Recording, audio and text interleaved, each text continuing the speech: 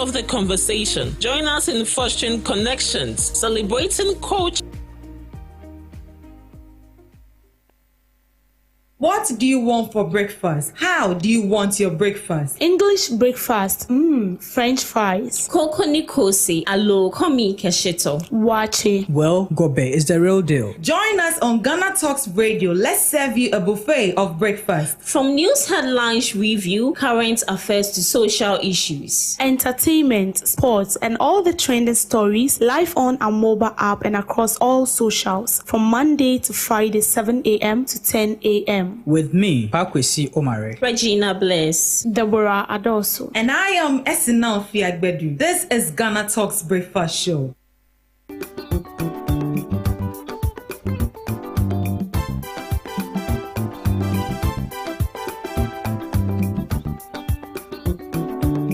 Ghana Talks Radio, I wo UK abrochimemu era from Ghana mu ha e the sound system which is spinning machine papa every amana ne aba begu o Ghana mu ha it is we ye a year we ye engagement we ye wedding we ye birthday party political parties are more ye rally some we ye sorry are more ye crusade so we bo carnival or any kind of event now we pe spinning machine papa e bo sound no mu e de dia ene me kanfo GTR sounds e de emawo ya wa live band nso a woto nsa e de frenya ye betimi ababeboa ama wudwumedi a wudie nso atimi aye kama pa ya wo enkan poponi mantamo anya aponchi hotel e ho pepepe e na ye butuo odi an se wo be frɛ empanifo e wo 0546960510 GTR sounds e mu de angaza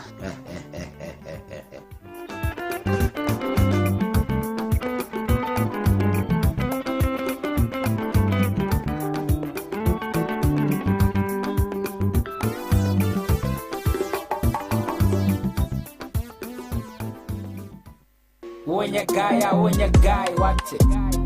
John, when you guy, what it? A boy now when you alright, Busia go by the name Coin Takra. Call me, say you're Coin Takra, then your time it's Coin Takra live on Ghana Talks Radio now. Mondays and Fridays, may the time it's Coin Takra. When you say Monday, let's day. Aya mamere abakwasem Africa, Ghana, our heritage. Eka mamere ni amani yeteti abakwasem hon komoni yedi. Aya hina ni yekoni now Friday ni ye bass on bass. Friday yeah rap. We dey talk about entertainment. We dey talk about music business. So join me this Monday and Friday. Be our live on Ghana Talks Radio. Don't forget, so before all the social media platforms, like Ghana Talks Radio and Ko Intakra, means so me page in the so Ko Intakra. Now listen, be fire, be wojab our Ghana Talks Radio. Don't forget, so be download the app on the Play Store and the App Store. Call me, your time it's Ko Intakra Monday and Fridays. Jinamu D will be a mamiara time enough at 7 p.m. sharp. Yeah, the Jumedi any bro. Here, Konya on your guy, on your guy. Wadim Savieta Sika, your fanko tovenza. What do you want for breakfast? How do you want your breakfast? English breakfast, French fries. Koko nikosi, alo komi kesheto. Wache. Well, Gobe is the real deal. Join us on Ghana Talks Radio. Let's serve you a buffet of breakfast. From news headlines review, current affairs to social issues. Entertainment, sports, and all the trending stories live on our mobile app and across all socials from Monday to Friday, 7 a.m. to 10 a.m. With me, Pakwesi Omare, Regina Bless, Deborah Adoso, and I am Esinal Fiagbedu. This is Ghana Talks Breakfast Show.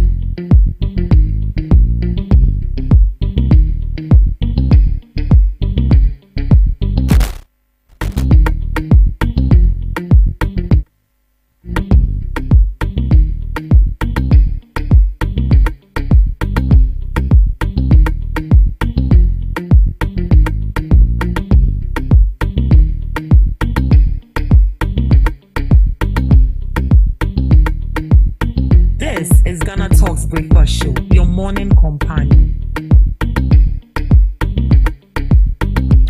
Ghana Talks Radio, #1. This is Ghana Talks Breakfast Show, your morning companion.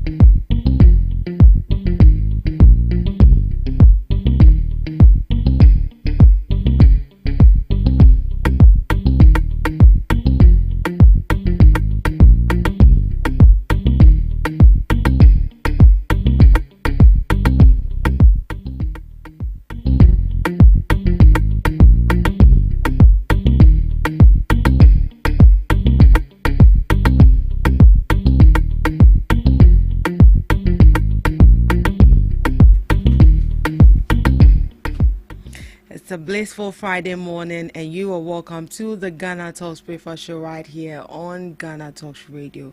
Good morning to you. This is the news headline review. Right here, we bring you all the latest headlines making waves in the news, from business to politics, from sports to entertainment. We got you covered with the most relevant stories and informed perspectives on issues that matter to you every morning, right here on the show. And this morning, I'll be serving breakfast with Miss Regina Bless and Miss Debbie Adoso. Good morning, my ladies. Good morning. How are you doing, Miss Regina? I'm fine by grace, your side. I'm doing great. Miss Debbie. The grace is sufficient. Tomorrow is Valentine's Day. Right. What's up? What are your plans for Valentine's Day? My plan. Will you be in your house like some of us? Because if you talk one, you talk 10. 20. You will not get gifts. So we'll just sleep. We'll drink water and sleep. You drink water and sleep. Yes. So you're among that group. We'll say, here we go. Miss Gina, Presido. Jesus is our Valentine. He's our Valentine. Amen. Valentine. Amen. Valentine. Amen. Jesus is our Valentine. So for us, Jesus is our Valentine. We will speak to Jesus tomorrow. Exactly. That's it. His gift is in the form of breathing In breathing. and long life. And long life. So we And you receive see, it. you see the prophecies manifesting in November. Amen. Hallelujah, somebody. No. Now. No. Is that the reason why? The prophecies manifesting Manifesting in November. November. Yes. People like, this is the doing of the Lord. Yes. In February, I was praying and chatting with God. What were you doing? I learned today the health service will distribute condoms. What is that? What are you trying to say? That they should go and do it, or what? But this is not the first Definitely time. they will do it. So as you are doing it, just protect yourself This is from not the first STDs and unplanned pregnancy. So you think it's a good idea for them to Oh, share? why not? They've been doing it for Condom is long. even supposed to be free. On Val's Day. But No, even on Val's not Day, on Val's everyday Day, but life. on a regular Yeah. day. condoms always get shortened on Val's Day. On I Val's know, Day. And when it gets to the festive season too, I watched one video. They said a Krobi back there. It's either in the Eastern region or Asante region. Condom was short in the area. Really? Yes, especially when you get to Kwewu. Yes, those festivities. Forget it. If you don't buy from Accra, you not get something. Shortage. I shot it. Right. On the issue of the cocoa farmers again. So yesterday, government sat down and they brought out reforms to revive the cocoa sector. Some people are happy, some people are not happy about it. But I'm here with my ladies. We are going to dive into the issues. They are going to share their perspectives, if it's okay or not. Those that will be bashed will be bashed. Those that will be praised will be praised. Let's dive into it. Government unveils sweeping reforms to revive cocoa sector. The government has announced major reforms to restructure Ghana's cocoa sector after a review revealed years of financial challenges at Cocoa Board. Finance Minister Dr. Keselato Forson says The new measures are aimed at paying farmers fairly, fixing cocoa board's finances, and making the cocoa industry sustainable for the future. Immediate reliefs for farmers. The minister says cocoa farmers who are owed money will be paid without delay. Cocoa Board has been directed to settle all outstanding payments. Government will also present a new Cocoa Board bill to Parliament. The bill will introduce automatic adjustments of producer prices based on world market prices and exchange rates, while also guaranteeing farmers a minimum price. New way of financing cocoa purchases. From the 2026-2027 crop season, a new financing model will replace the current system, which government describes as unsustainable. Under the new arrangement, Cocoa Board purchases will be financed through domestic cocoa bonds. These bonds will be repaid within each crop year. Cocoa Board will also be allowed to sell any quantity of beans to local processors to encourage value addition and create jobs. Boost for local processing. Government says it will revive the state-owned produce buying company and the cocoa processing company to strengthen local buying and processing. Beginning from the 2026-2027 crop season, at least 50% of Ghana's cocoa beans will be processed locally to increase value addition and support industrial growth. Managing Cocoa Board's debt. To deal with inherited debt, government will seek Parliament's approval to convert about 5.8 billion Ghana cedis owned to the Ministry of Finance and the Bank of Ghana into equity. In addition, road-related debts of about 4.35 billion Ghana cedis will be transferred to the Ministry of Roads and Highways. Government says these steps will help restore Cocoa Board's financial health and strengthen its balance sheet. New producer prices. The Producer Price Review Committee has set a new producer price of 41,392 Ghana cedis per ton and 2,587 Ghana cedis per bag for the remainder of the 2025-2026 season. This means farmers will receive 90% of the achieved gross free on board price despite falling world cocoa prices.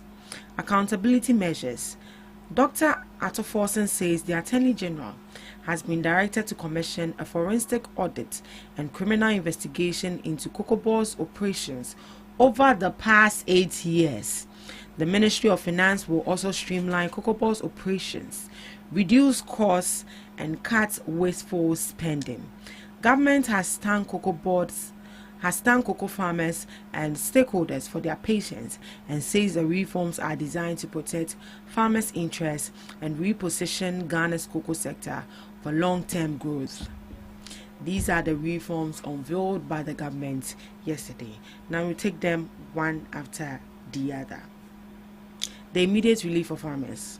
Miss Regina? Yeah. They are going to introduce a bill. A what? A new Cocoa Board bill to Parliament. And this bill will introduce automatic adjustments of producer prices based on world market prices and exchange rates, while also guaranteeing farmers a minimum price. What do you think? Okay, so I would say it's a good one, especially looking at the fact that our current governments are making sure that our farmers, especially the cocoa farmers, they have everything they need. Now, when you look at the economy, it's unstable, and especially looking at our global world economy, yeah, it's unstable. It's unstable. So, if what I wouldn't say what they are being paid, but how would I even put it? It's just like when you go to market and maybe something is 10 cedis, in a way it shouldn't affect what if it's 10 cedis. It shouldn't affect the producer, right? Yeah, The consumer. Yeah, say it was 10 cedis, but due to one or two reasons, no matumu, but omatumu although if you nipa no ko fa free honom no fa ni 10 cedis. On Fambra 10 cedis sana yento. Like, do you get it? Yeah, I get it. When it happens like that, the profit will not be enough. The profit will not be enough, but still they still have profit. They still have profit. And to know it should be like that.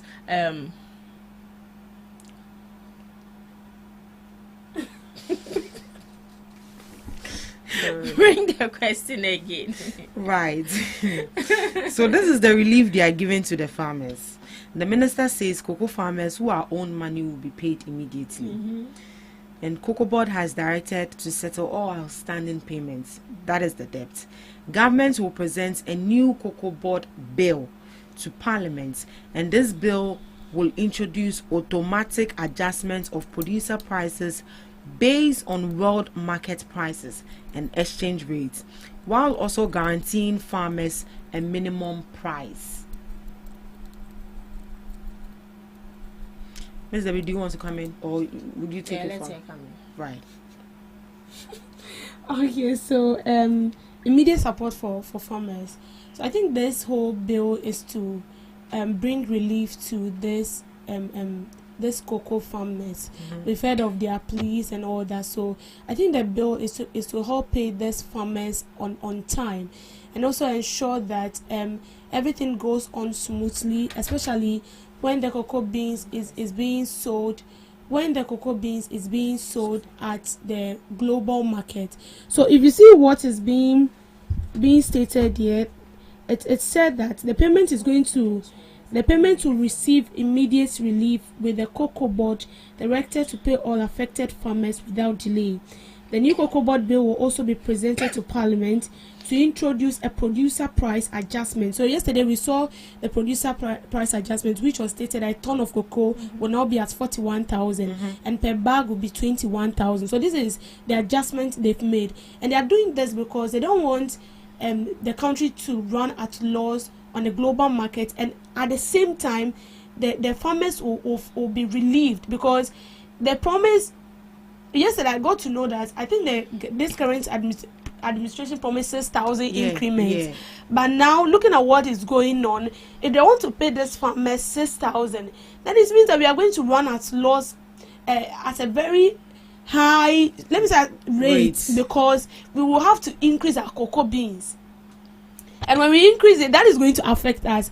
Don't forget that we have other countries who are also into cocoa. Exactly. Although Ghana is the second largest country that produces cocoa, but we have other countries who are also into this cocoa business, and they are selling their cocoa beans at a lesser price.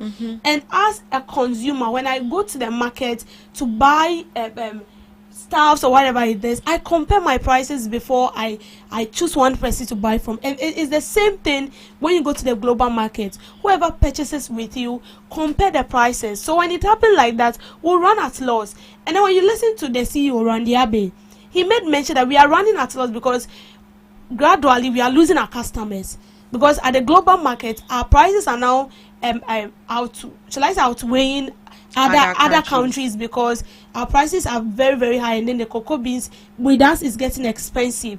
So when it happens like that, we are going to lose our customers. So when we want to lose our customers, then the way we want to impress our farmers, when we want to impress our farmers and pay them that 6,000, it means we are going to lose our customers. The country is not going to gain the revenue we are supposed to take, because trust me, if we are selling like 1,000 tons of cocoa outside the country to go and sell, the government or the finance minister has already calculated to know the amount of revenue we will be gaining as a country. So when we send that 100,000 or 1,000 bags of cocoa to the global market, and in a way we want to please the farmers by paying them 6,000, and then we increase the prices, mind you, when we lose the customers, we are not going to get people to buy it, on a faster pace as the way we want it to go. So when it happens like that, it's going to bring delay in the payment of the farmers. So you are going to suffer them more. You are going to suffer them more. So to prevent all this, to prevent the country from running at loss, and also to prevent this delay of paying farmers what is due them, then they have to slash the price. And that is why I feel like they are paying the 41,000, because with that, I feel like they will get their part, and the government or we as a country will also gain our revenue. Now I've heard calls from the opposition side that they've made promise, someone dissued, they were blah blah blah blah blah. Why will you promise? No, you didn't tell them the truth, because they took over that office and they realized that there is debt. I saw them calling for the resignation of Randy Abeneme. Do you know what is surprising? What I also heard was that if they sell the whole cocoa board company, they can't pay them. They can't even settle the debts the company has left. Then that is very huge. It's very huge. Very, very huge. And you can't tell me that this debt was incurred during this administration. 1 year. The NPP was in power for 8 years. And then cocoa board is owing such a huge sum of money. And then someone comes in for 1 year and then you want the person to do magic. It doesn't happen that way. So I feel like even those people, the former CEO of Cocoa Board, and even those former people who hold position in Cocoa Board should be questioned. They should be interrogated. So I was happy when they said I think the president has ordered for a thorough investigation into the debt incurred in Cocoa Board. Yeah. So they should go deep into it and ensure that those monies are retrieved, because you cannot sit in the comfort of your home whilst you have been in power for 8 years. You've incurred this debt, and then someone comes in for 1 year and you want the person to perform magic, and then you're telling Randy Abe should resign. They are sick. He won't resign. He will be there, and the work will still go on. What baffles me is the fact that the minority is not explaining the thing to the farmers, but rather they are pouring petrol into the fire more, and they are getting these people angry. Tell the people that this is the global market price of the cocoa. So when it happens like that, it's going to affect the prices that the government used to pay, but they refuse to say it is based on one thing, and that one thing is politics. And another thing is that if the NDC government knew that the price of the cocoa is dependent on the global market prices, why then did they promise the farmers that I'm not sure they put that, or they place that into consideration. I'm not sure. You know, when you don't occupy a position and you are far, you are somewhere too far from you don't see what is like, you don't really see it, especially if the people there do not tell you the truth, like what that position entails. From your own point of view, or from your own perspective, you can say something, but when you get there, that is when you realize that share enough from out. So let me tell you, the government is doing their best. The fact that the president was able to call for a dialogue, and they were able to settle it, and the finance minister briefed us yesterday, that alone should tell you that they are on track and they are going to solve it out. The farmers, they should take the 41,000 like that. So they don't run at loss. We will also not run at loss. We'll manage ourselves. If not, then we should be ready for large smuggling of cocoa outside the country. Yeah. But let's look at the second reform, new way of financing cocoa purchases. From the 2026-2027 crop season, a new financing model will replace the current system, which government describes as unsustainable under the new administration. Under the new arrangement, cocoa purchases will be financed through domestic cocoa bonds. These bonds will be repaid within each year. Cocoa Board will also be allowed to sell any quantity of beans to local processors to encourage value addition and create jobs. I believe that's fantastic. Miss Regina? Yeah. I'm back again. Yeah, back again. Okay, so with this new financing model, before then, Ghana as a country used to borrow huge money from foreigners to buy the cocoa beans from our farmers locally before they export it out of the country in its raw state. Now they don't want to do that again because it is creating a huge debt for Ghanaians and also for the government as a whole. So I think with the new financing model is good, because first off, they would rather lend money from people locally right here, and in exchange they can they'll be giving cocoa bonds, like bonds. I say, I'm saying MTN also has some where you investment can lie or shares or something. And then coupon. But just a coupon, oh, okay, that's nice. Coupon. Okay. So with that being said, and within that same year, Omaji they buy the beans, they process it. You can't say the benefits that comes, they will be able to pay off the people they've taken money from. And also, of all what we are talking about, one thing I'm really happy about is the stoppage to making sure that we export our cocoa beans raw to other countries. At the end of the day, when we export it, we just get little out of it, and they still process it outside and bring it back into our own country, and we buy it at a very expensive price. Even chocolate, I think now chocolate is amounting to 30 to 40 cedis. Just chocolate, whilst we are the ones planting our own cocoa beans right here. So if they stop it and they process everything right here, in a way it is creating jobs for the local people and also for the youth.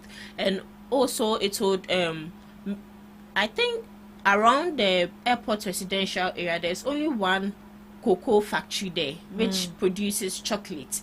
Even when you get to the area, you can perceive the smell of chocolate. Aside that area, I've not seen any chocolate factory anywhere. So it means that they would also have to invest more in chocolate factories, processing factories and all that, to make sure that they create jobs for the people. The people. Now let's look at the new cocoa producer price, which has been set as 41,392 per ton. So the government has announced a new cocoa producer price of 41,392 per ton for the remainder of the 2025-2026 crop season. The new price, approved by the Producer Price Review Committee, takes effect from Thursday, which was yesterday.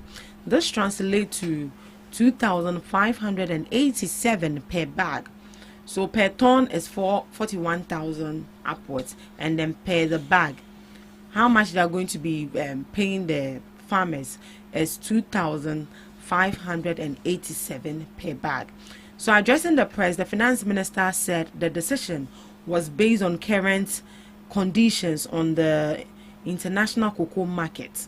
According to him, the adjustment reflects prevailing global cocoa prices and is intended to restore confidence in the sector.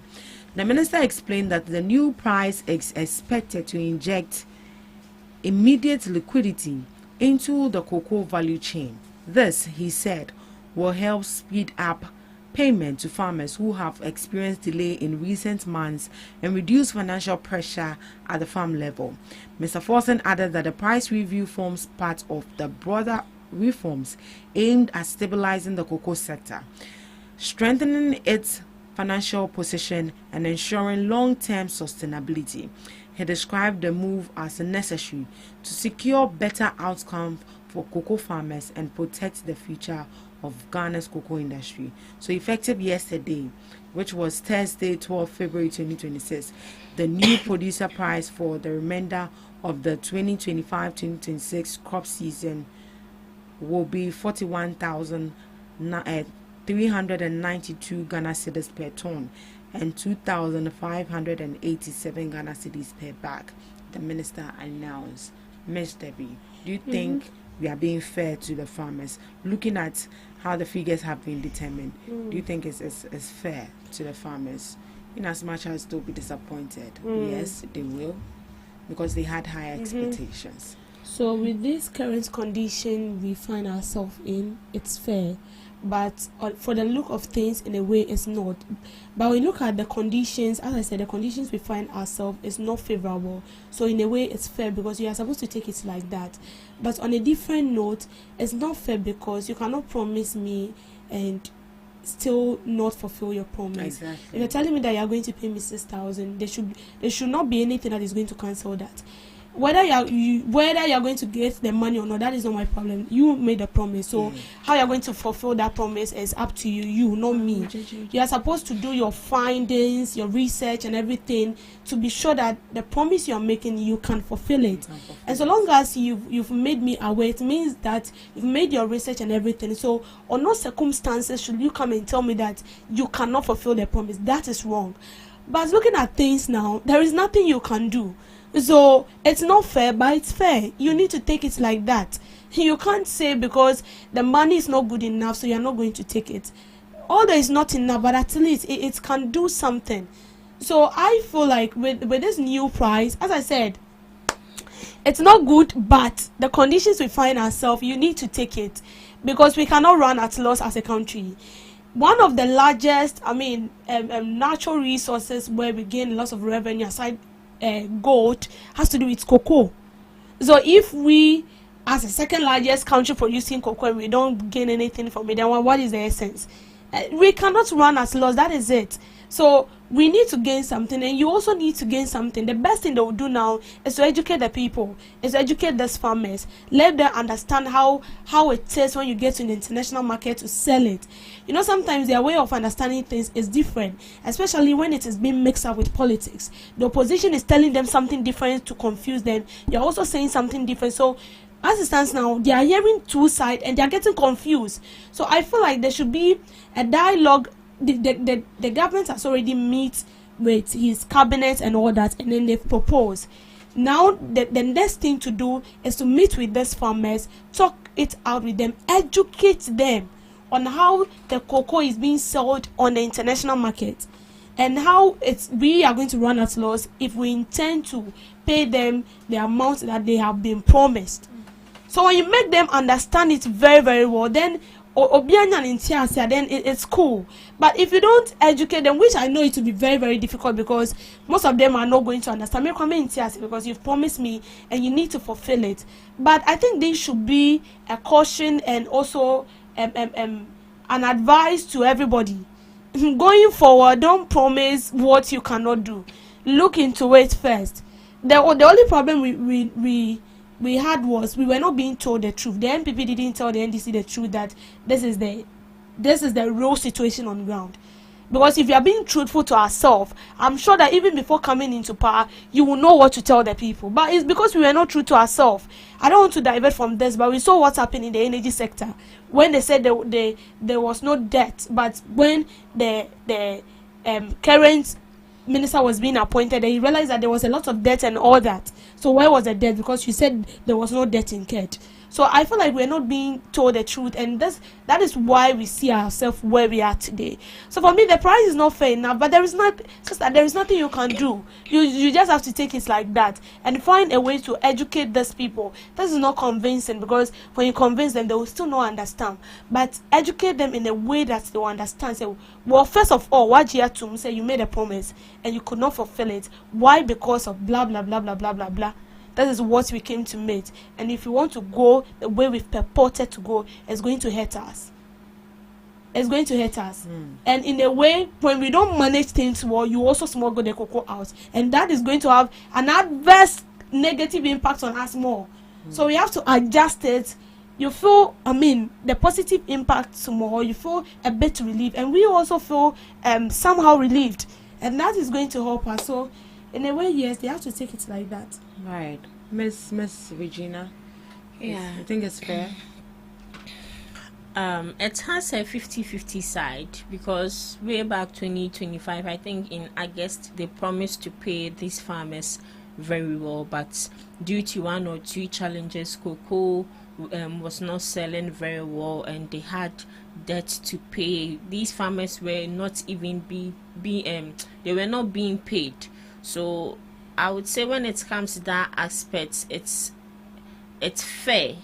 Say, it's just like you starting a business and you want to inject, let's say, 1,000 Ghana cedis every month into that business, and things are not going on well, patronage is not coming, people are not buying, like you are not even seeing any profits. So how would you be injecting that 1,000 Ghana cedis into that business every month? It's not possible. So definitely you slash it from 1,000 cedis to 500 cedis to make it more easier, and you kind of saying, and to make it more easier for you. Now, to the farmers, I can say we will hear from them, because we've not heard from them. I know that definitely they will come out to administer their displeasure, because even if it's me, I'll be very angry, Because just imagine you're taking 5,000, then you're taking 5,000 here. Then your boss will come and tell you, say, oh, due to 1 or 2 challenges, so we'll be giving you 2,000 from henceforth. That is 3,000 off what you are taking, and it's very expensive. Wow, what's now you're calculating now? We share their SASI canon may you in a bit to me, it would pain you. But I believe that this current administration wouldn't just wake up and set certain decisions that wouldn't favor the people. I believe that with time, if they are able to pay off the debt and also make sure that they restructure the system very well and things are moving on smoothly, definitely they would add up. Yeah, they will add up. But which better way do you think they can actually explain to the cocoa farmers, looking at these people and where they are coming from? Because looking at there's plenty English this book, I don't believe people understand. The only thing they'll be looking at will be the figures. The figures, yeah. You see, which better engagement do you think the government? Then this is where misinformation was setting, because people tend to relay something that is not what has been said, and that is when some of these politicians also get advantage to manipulate what has been said and also convince these people, make it look as if the government is not trying its best. So, and our local language in our tree, that is what they understand. So don't go and be speaking grammar. You've spoken the grammar, that is nice. But aside that, get on ground. You see the way Afenyo Makin went to the bush there because of politics to gain favor from these people. I thought there should be something like this. Meet with the farmers. That alone gives them assurance that, well, in a way you think about them, right? And then you get their views first. You let them talk, because in the money pouring out in the heart, there is this kind of relief and calmness. After they've done pouring their hearts, then you also sit in with their tree, explain it and let them understand. Simple. If you sit in the office and you're speaking English, someone who wants to use that as a yardstick to gain favor will go there and then use a language that they understand and interpret it in a different way. And you know how people now, until they I mean, real fact. Right. So that so is you the think best they should go to the grounds, they should go to the bush, go and talk to these people, go and explain things better to the cocoa farmers as to why the prices has reduced. The bashing, they will take the bashing. Definitely. So they should be ready for it. They should be ready for it. We wish Randy Abe all the best. Thank you so much for joining us in the news headline review. Up next, we have Today in History with Miss Regina.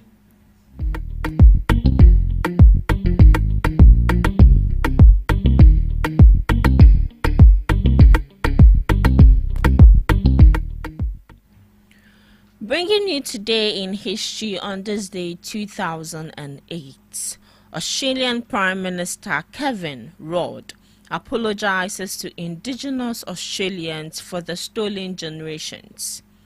On this day, the Parliament of Australia issued a formal apology to Indigenous Australians for forced removals of Australian Indigenous children, often referred to as the stolen generations, from their families by Australian federal and state government agencies. The apology was delivered by Prime Minister Kevin Rudd and is also referred to as the National Apology or simply the Apology. 1991, 2 smart bombs kill at least 408 civilians in Baghdad. During the Gulf War, 2 US F-117 stealth aircraft dropped laser-guided smart bombs on the Amiriya public shelter in Baghdad, killing 408 civilians, including 261 women and 52 children.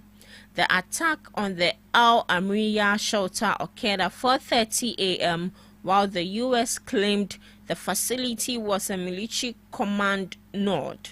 Critics and reporters found it was used as a civilian refuge. Moving to some global observances for the day. Black Love Day. To promote love, forgiveness, and healing within the Black community as an alternative to the commercialism of Valentine's Day. It serves as a sacred pause for self-love, community bonding, and non-violent reconciliation, intentionally placed the day before February 14th. Dream your sweet day. The day before Valentine's Day as a time to focus on romance and visualize a perfect day with a partner.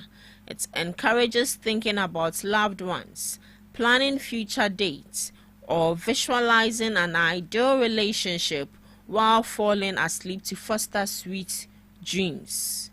Employee Legal Awareness Day, to empower workers and small businesses by highlighting workplace rights, responsibilities and labor law. Established by Australian lawyer Paul Brennan, it promotes education on contracts, discrimination, safety, and policies to reduce legal risk.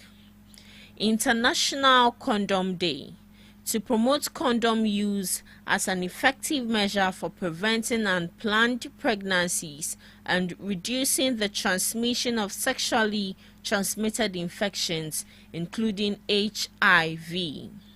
Lastly, National Internet Friends Day honors the meaningful, often deep bonds formed through social media, gaming, and online communities. It highlights that digital friendships are as valid and valuable as in-person relationships, providing crucial companionship, support, and shared interests across geographical distances. And that's all for today on Today in History and some global observances live on Ghana Talks Breakfast Show. Thank you so much, Ms. Regina Bless, for Today in History and some observances of the day. Up next, we have Debbie. Welcome to Debbie's Grill, where we talk about issues that concern the state, void of politics, fear of favor. Unemployment has emerged as the single most significant issue facing Ghana today, with nearly half of respondents, 46%, identifying joblessness as the country's biggest challenge, according to a new survey by the Institute of Economic Affairs. The nationwide opinion poll conducted in December 2025 and capturing the views of over 1,000 Ghanaians across all regions revealed that concerns about job creation far outweigh other national issues. Illegal mining, commonly known as galamsey, ranked second, with 30% of respondents citing it as the most pressing problem facing the nation. The prominence of galamsey in the survey highlights growing public anxiety over environmental damage, water pollution, and the long-term sustainability of Ghana's natural resources. 46 and 30% of respondents indicated that unemployment and illegal mining respectively top the list of the most important issues facing the country today. Corruption, which has dominated public discourse in recent years, was mentioned by only 9% of respondents as the most significant issue. The general economy was cited by 8%, while housing and transportation received minimal mentions at 2.6% and 1.5% respectively.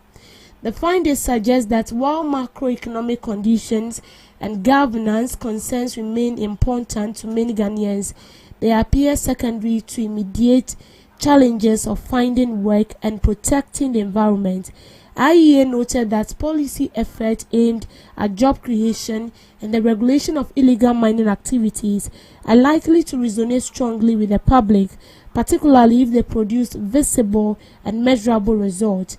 The survey, conducted 1 year after President Mahama assumed office on January 7th, the Research Institute emphasized that how these issues are addressed will likely influence public views on governance and leadership in the future.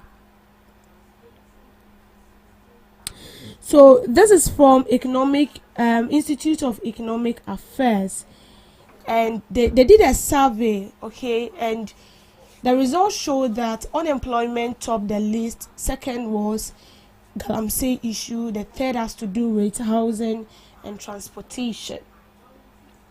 Now, unemployment unemployment is a very, very big and vast issue, okay. I mean, you hear a lot of people telling you that, oh, there are jobs here, there are jobs there, and then still, I mean, there are people who are not employed. And to tell you that there is a lot of work to do. Well, there is this kind of speculation of jobs being available for people to employ. But how true is it? Because even before you get to the office, the job has already been taken by someone unknown. The job has been given to someone, I mean protocol, before you even get to the office. The country we find ourselves has gotten to a stage where people get employed even before they complete school. Yes, people get employed before they complete school. So after you are done with school, writing application letters, sending your CV from one office to another, that same office you are applying to has already employed people. Even when they were in level 100, they were already employed. And so when you get it, they'll tell you there is no job. And so by the time the person completes with level 400, a person is already employed. And so you who have completed school for like 5 years, 10 years, you are still in the house because you have no one to do the connections for you. You have no one to, hold your hand, to pay money and do all those stuffs. So you become stagnant. You walk from one office to another, and the things they tell you or the statement they read to you is still the same. You know, the most painful aspect is you going in for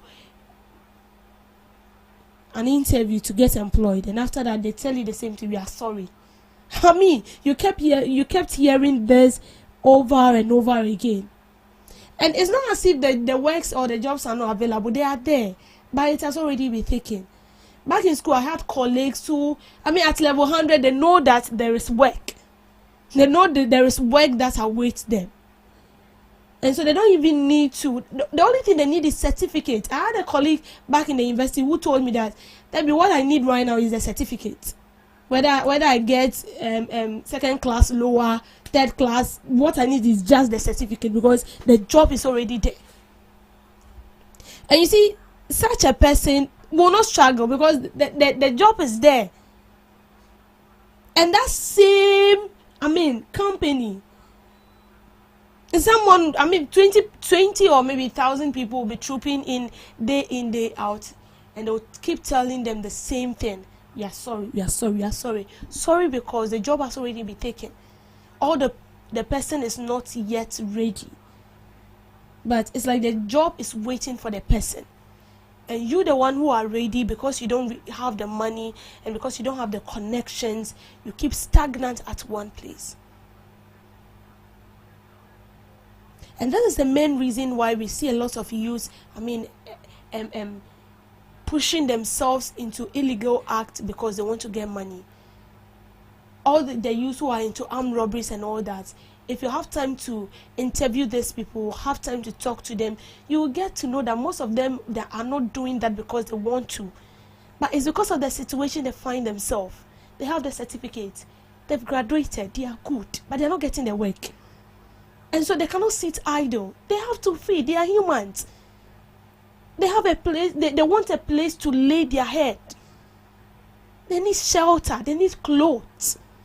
And so they need to engage themselves in something to get the money. So what will they do? They need to go into robbery, rob people, take something that do not belong to them because they want to survive. And we have a lot of them also shifting into illegal mining because there is money there. See, don't have it in mind that most of the youth engage in illegal mining. They don't know the effects of illegal mining. They don't know that illegal mining is a 50-50 affair. It's a probability that you either go into that pit and you will not return, or you go there and then you come back. They are aware, but what would they do? What would they do? Nothing, because that is what they feel like is going to give them more money. That is what they feel like. It's like it's a hand-on-hand job, and so they are into it. Most of them are not happy doing what they do. All those young ladies in prostitution and all that, they are not happy in doing it. Sometimes I feel like you should get closer to people and talk to them. Then you understand why they do what they do and why they behave the way they behave. 99% of them are not happy in doing what they do. But that is the only thing they have to do. Or that, let me say, that is the only option for them, because there is no other option.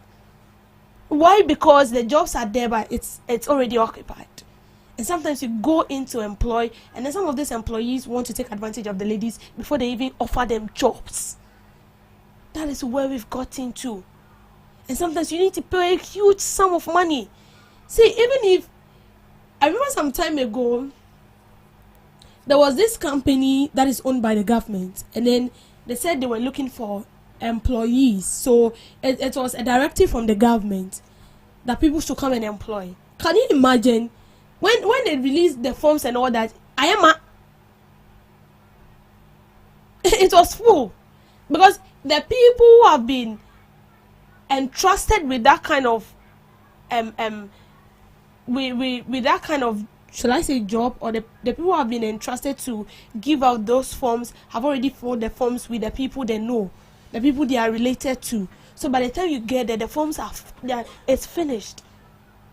And that is why we always cry that, oh, ejumani woho, but obiafa, or it has been given to known people. You have no connection. So when you talk about unemployment, it's a lot. Now, I don't really understand why we even have regions. Why should we have regions when the regions are not even developed? We used to have 10 regions, and then they said no. They wanted to add 6 more regions. Now, the idea of creating more regions, for me, is because you want to develop this part. But they've created the region and nothing is going on. So what is the essence? And you have people from the Volta region, from the northern region, from the OT region, from the eastern region. Everybody's coming to Accra. Why? Because Accra is developed. Why? Because they feel like this is where they can seek for greener pastures. They see Accra as heaven on earth. They see this place as a place where they will get work to do. Imagine every region is developed just like Accra. I mean, no one will come here. No. Because whatever I'm coming here for, I have it in my region. And when this is done, I mean, it minimizes the pressure and the tension on Accra. And when it's happening like that, everyone is employed. Every region is employed. If you go to some region, unemployment is very high, very, very high. Why? Because the place is not developed. And sometimes you just need to register something. You have to take vehicle all the way from the northern region to Accra. You want to get visa, you have to take vehicle from the northern region, from the Volta region to Accra. But when we have this companies also having their branches in other regions as well, it will help us. It will help us. And as I said, if all the regions was well developed like the way Accra is developed, if Volta region is well developed like the way Accra is developed, if the northern, the Savannah region, the OT region, all these regions are well developed like the way Accra is developed, we will not struggle with employment. We will not. It is even the jobs that will be begging us to come. The companies will be begging us to employ us because they do book. But right now, it's not like that. It has become so clustered.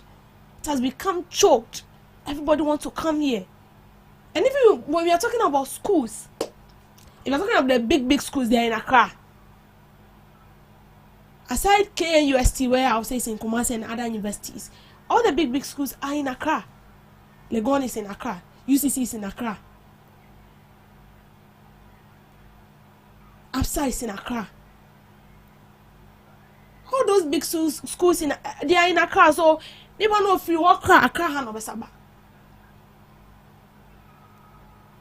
But imagine, well, for UCC, they have their branch in a lot of region. Although they don't have the infrastructures and all that, but sometimes they use schools and then they send their lecturers sometimes on Zoom, so you can be in any other region and still apply, learn there. When it's time for graduation, you come to UCC campus and then you graduate.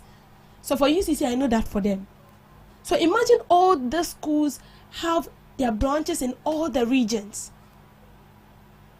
Nobody is going to struggle. The more that the companies have their branches in other regions, the more they employ more hands. Because the work cannot be left on one person. The load will be too much. So the more the jobs are coming, the more the companies are expanding, the more they are taking in new people, the more they are employing new people. But when it happens at everything here, that is why we are seeing what we are seeing. I remember some time ago someone said, Accra is choked. You should send it to other places as well. Accra is choked, and that is the fact. So with employment issue, it's very serious. So it's very, very serious. You see, Galamsey, before we can stop Galamsey, it entails a lot. Because the people tell you there is no work. If they join or more, they'll tell you there is no work. So what can we do? The fact that we have some youth who are very lazy and they don't want to work, and that one is their business. But we have people who are eager to work. I have seniors who complete way back to 2018. They are still in the house. They are not employed. And most of them has resulted in doing, petty jobs just to earn a living. It's sad. And sometimes it's kind of mockery. Because you've gone to school, you've graduated. So what shows? What did you feel? So please, with unemployment, it's something that we need to look into with aggressiveness. Thank you for making time with me on this. Thank you so much, Mr. B, for that, girl. Thank you for joining us on the first segment of the Ghana Talks Breakfast Show. We'll be coming up with a news shortly. Please stick and stay with us. Are you ready to amplify your business or brand's reach and make a meaningful impact in Ghana and beyond? Partner with GhanaTalks Radio today to connect with a diverse audience across Ghana and beyond. Elevate your brand through on-air promotions and social media. Boost your brand during prime time. With GhanaTalks Radio, you can extend your reach across digital platforms. GhanaTalks Radio is not just a station, it is a community hub where your brand becomes part of the conversation. Join us in fostering connections, celebrating culture, and making a lasting impression. For customized sponsorship packages and enquiries, email contact@GhanaTalksRadio.com or call +233 202 544614. GhanaTalks Radio, giving the youth a voice. What do you want for breakfast? How do you want your breakfast? English breakfast, French fries, Koko Nikosi, alo komi kesheto. wache. Well, Gobe is the real deal. Join us on Ghana Talks Radio. Let's serve you a buffet of breakfast. From news headlines review, current affairs to social issues. Entertainment, sports, and all the trending stories live on our mobile app and across all socials from Monday to Friday, 7 a.m. to 10 a.m. With me, Pakwesi Omare. Regina Bless. Deborah Adoso. And I am Esinal Fiagbedu. This is Ghana Talks Breakfast Show. We bring you local news, business news, international, sports, and entertainment news. Right here on GTR.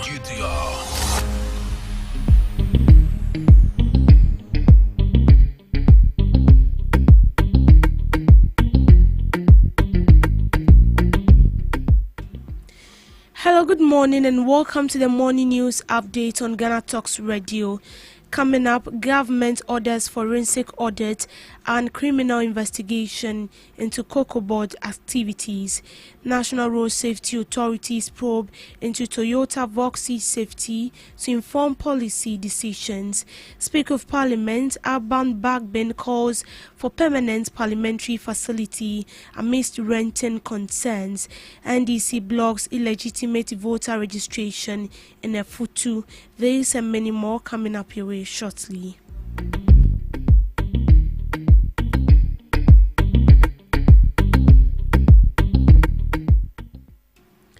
Government has directed the Attorney General to conduct a forensic audit and criminal investigation into activities of the Ghana Cocoa Board over the past 8 years.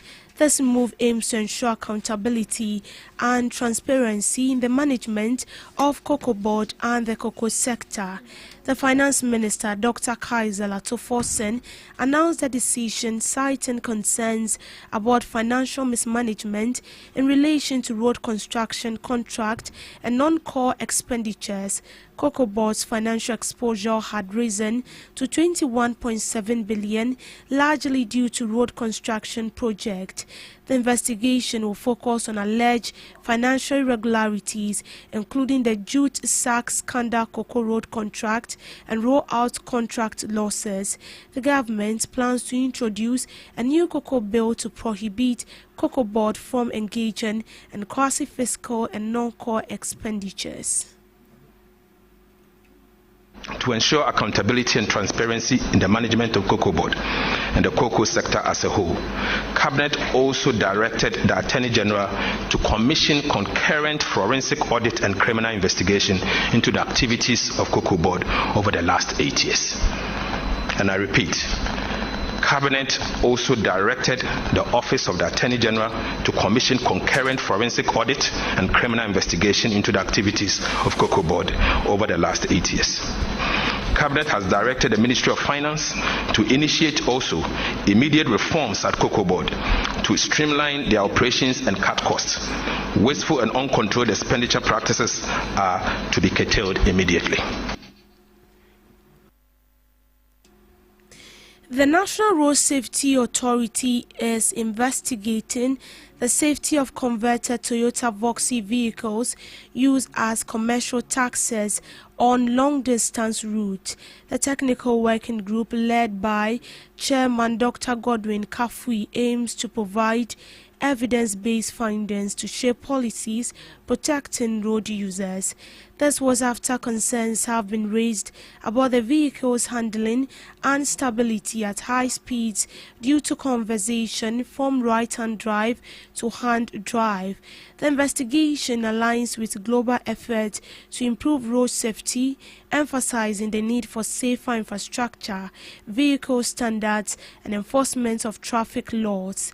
Meanwhile, Ghana has seen a significant number of road traffic crashes, with over 7,000 reported incidents and 1,504 deaths in the first half of 2025. Looking at the membership of the committee, our best members, very experienced, I have no doubt that within the stipulated time, we will be able to unearth all the issues surrounding the Voxy bill. As you mentioned, the recommendations should be evidence-based, and I am very certain that we will be able to produce a report that will help the country. We consider this a national duty, and indeed it's not only Ghana that uses the Voxy vehicle en masse. It's widespread in Africa, so I'm sure our report will also be useful to the rest of Africa and also be useful to the manufacturer as well. So thank you very much, and please rest assured that we will bring this issue to rest after the stipulated time. Thank you very much. Speaker of Parliament Alban Bagbin has emphasized on the need for a permanent facility to house the legislative body, citing the challenges of continuously renting venues for parliamentary activities. He urged government to release available land near State House for development of a new complex. This call comes as the current parliamentary chamber faces capacity constraint with 276 members of parliament and ongoing renovations. Speaker Bagbin cautions that adding more legislators without expanding the current facility could jeopardize the building's structural safety. I've been crying, and I hope you support us in that at least we should be liberated from being tenants of the State House to having our own premises as an arm of government. There are a lot of limitations, infrastructural limitations.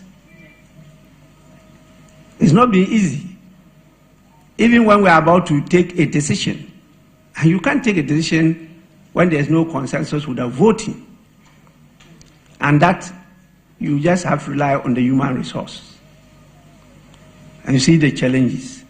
Now we are trying to upload an IT where we can have e-voting in the House. So we are starting the pilot, and we believe that it will ease up all the struggles that you see usually when it comes to decision taking on the floor of the House. We have also done a lot in trying to modernize and improve the small facilities that we have. But truly, we plead with the executive to release the parcel of land around here for us to develop. We need to have a permanent seat for the pillar of democracy to be housed, a parliament house. So you see some of the structures here, we can't have access to them until we ourselves pay, including the banquet hall. And now it's falling to disuse. We have to spend a lot of money to bring it back. So this strategic plan has been developed in direct response to these realities. The National Democratic Congress Chairman Johnson Asiedu Nketia has announced that the party is taking steps to prevent illegitimate voter registration in Efutu. Speaking during his thank you tour in Winneba, he expressed gratitude to grassroots supporters. Asiedu Nketia emphasized the party's commitment to ensuring electoral transparency and fairness. He highlighted concerns about discrepancies in the voter register, citing issues with illegal voter transfers and corrupted files.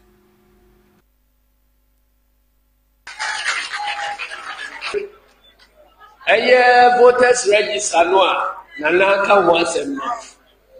Yes, we are na nananka ekura na me de minim dada ya tie bia no ye betu wana mo sade be ya yan koso nipa emfiri obi manso na omo mejusu MP emma ifutufo chuku na mo bo munzamwe meba na moye di na mo kan sa kire me a hayi a meba yi me na me frɛ mo nyina wo ha enti obi a ba ise me na ma frɛ wo aba na wo ba fie ha na wo se frɛ no a ma frɛ wo no wa beto obi foforo so a ma frɛ no ha na wo ne no nya adwenti o mfiri ha nkwa na je se me na mo sisi me e bi se me na me frɛ mo nyina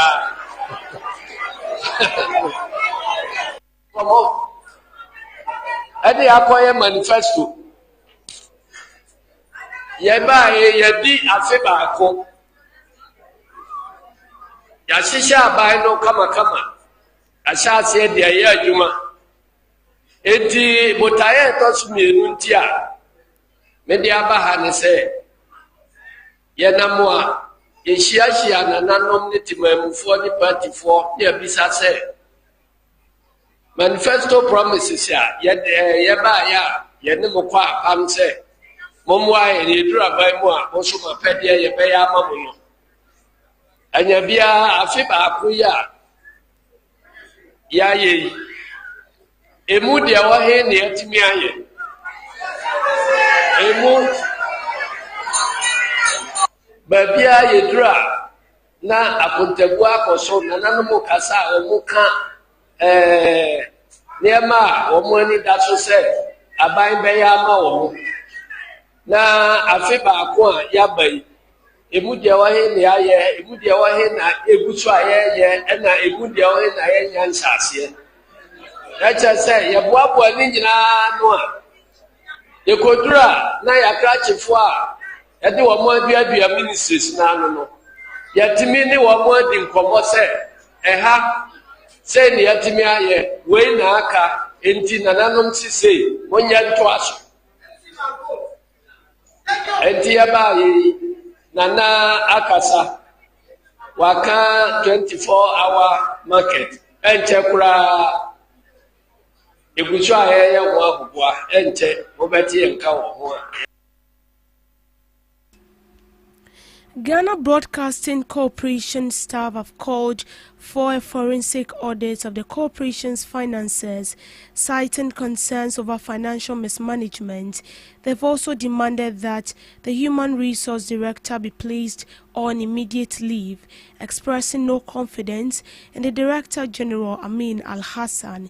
The union, led by Chair Samuel Nat, alleges Al-Hassan leadership has led to significant financial losses, with GBC reporting an over 8 million loss in the previous financial year.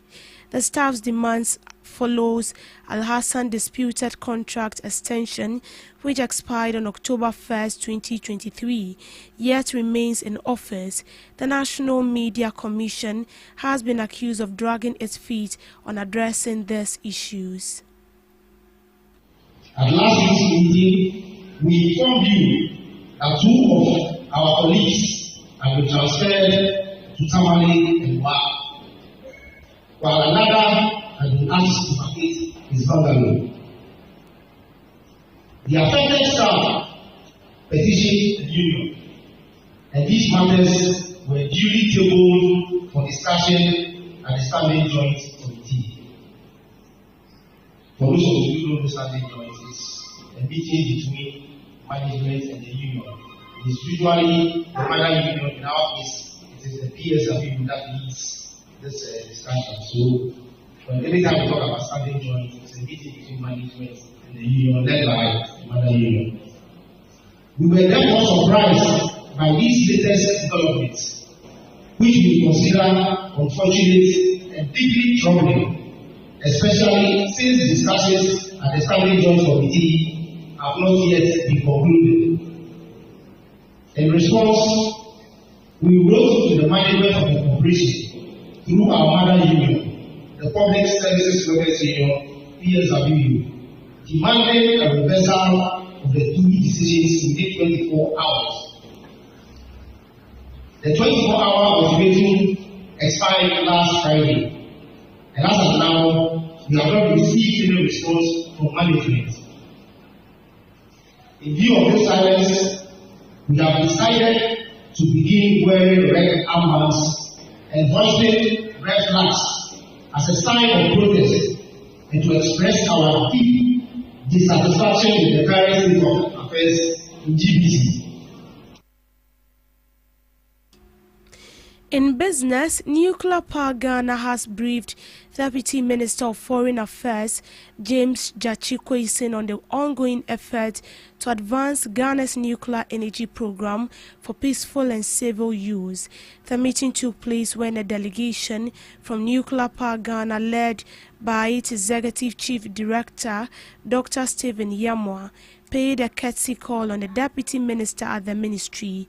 The delegation updated the Deputy Minister on progress made towards integrating nuclear power into Ghana's energy mix to boost electricity production and strengthen long-term energy security.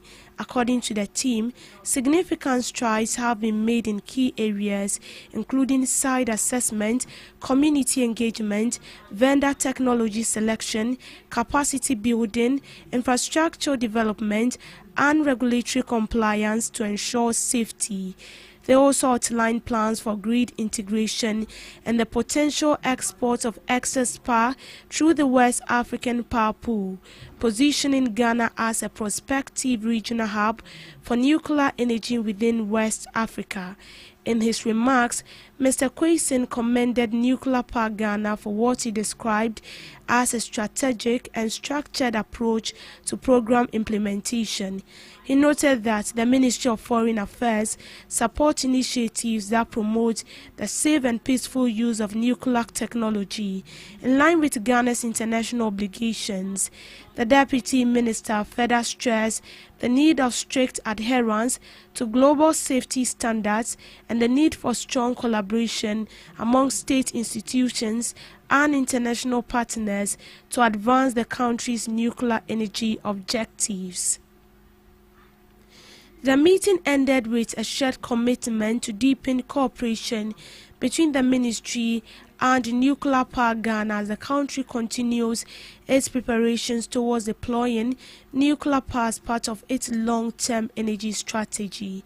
To sports, Black Stars defender Mohamed Salisu will miss 2026 FIFA Cup after suffering a serious knee injury. Team doctor Dr. Prince has confirmed the AS Monaco centre-back sustained an anterior cruciate ligament injury during a French League One clash against Olympique in January. The 26-year-old has since undergone successful surgery and has started gym-based rehabilitation as part of his recovery process. However, following a detailed medical assessment in France, Dr. Pambo disclosed that Salisu is expected to be sidelined for at least 9 months, ruling him out of the global tournament. The setback is a significant blow for head coach Otu Addo, with Salisu having established himself as a key figure in Ghana's defense in recent years. Dr. Pambo also provided an update on midfielder Francis Abu, who suffered a severe ankle injury during Ghana's Kirin Cup encounter against Japan in November. Ghana have been drawn in Group L for the tournament, where they'll open their campaign against Panama before facing England and Croatia. The Black Stars are expected to regroup in March for international friendly matches against Austria and Germany as part of preparation for the World Cup. Head coach Otu Addo is scheduled to name his final squad on June 1st. In showbiz, Ghanaian music superstar Black Sherif, born Mohammed Ishmael Sherif, has extended a gesture of generosity to underprivileged mothers at the Nkrumah and Yeboah wards of 37 Military Hospital. In a post shared by the Ghana Armed Forces, it was revealed that the artist donated large quantities of assorted essential items and also settled medical bills in full amounting to 50,696 Ghana cedis. The initiative is part of the ongoing charitable work of the Mohammed Ishmael Sharif Foundation, the singer's philanthropic organization. The foundation's work aligned with Sustainable Development Goal 3.1, which seeks to reduce global maternal mortality and ensure that women have access to safe and quality maternal health care. By directly supporting mothers with both medical and material assistance, the foundation aims to improve access to health and enhance the welfare of women in vulnerable circumstances. The Ghana Air Force and Armed Forces described the donation as a powerful reminder of that compassion and collective responsibility to make a lasting impact, highlighting the significant role of private individuals and organizations in complementing public health efforts. On some international updates, Zimbabwe cabinet has approved draft legislation that would allow President Emmerson 83 to extend his stay in office until at least 2030. The president will be chosen by members of parliament rather than in direct vote and could serve a maximum of 2 7-year terms rather than the current 5-year term under the proposal. Justice Minister Ziambi said public consultation will be held before the bill heads to Parliament for debate, where both chambers are dominated by the ruling ZANU PF party.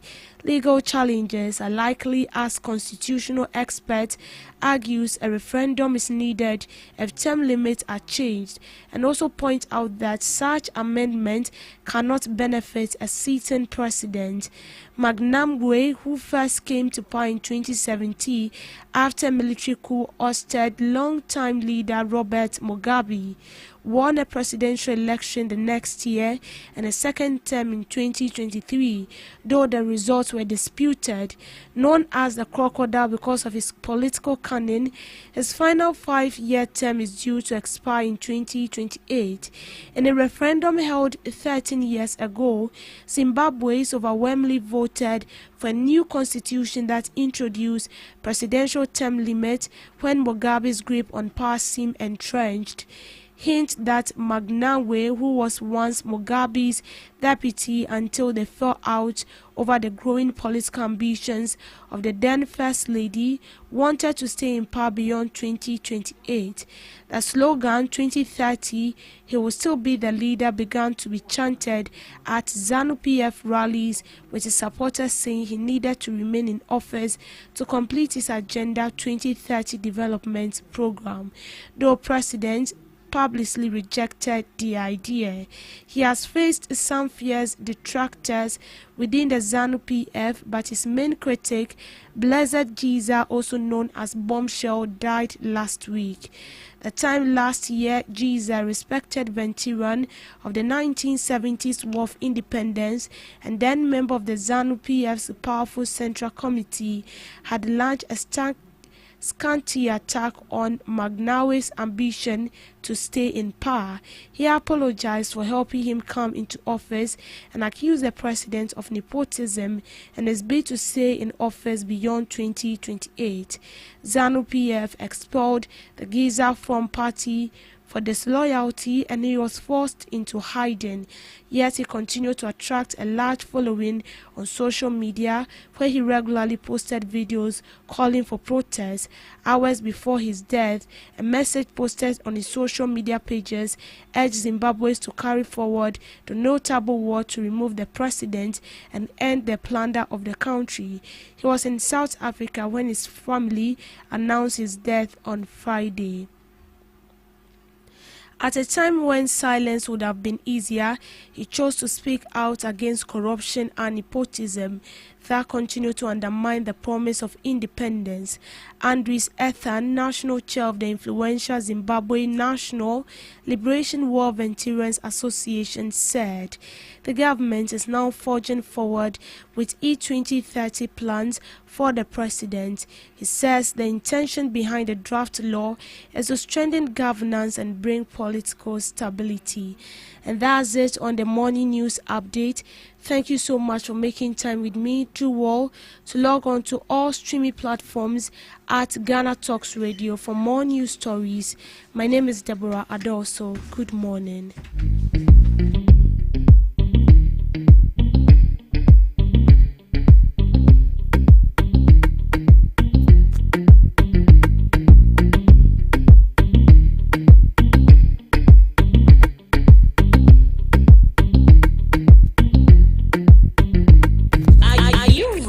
To amplify your business or brand's reach and make a meaningful impact in Ghana and beyond.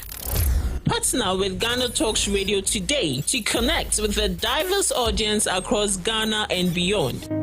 Elevate your brand through on-air promotions and social media. Boost your brand during prime time. With Ghana Talks Radio, you can extend your reach across digital platforms. Ghana Talks Radio is not just a station, it is a community hub where your brand becomes part of the conversation. Join us in fostering connections, celebrating culture, and making a lasting impression. For customized sponsorship packages and enquiries, email contact@GhanaTalksRadio.com or call +233 202 544614. Ghana Talks Radio, giving the youth a voice.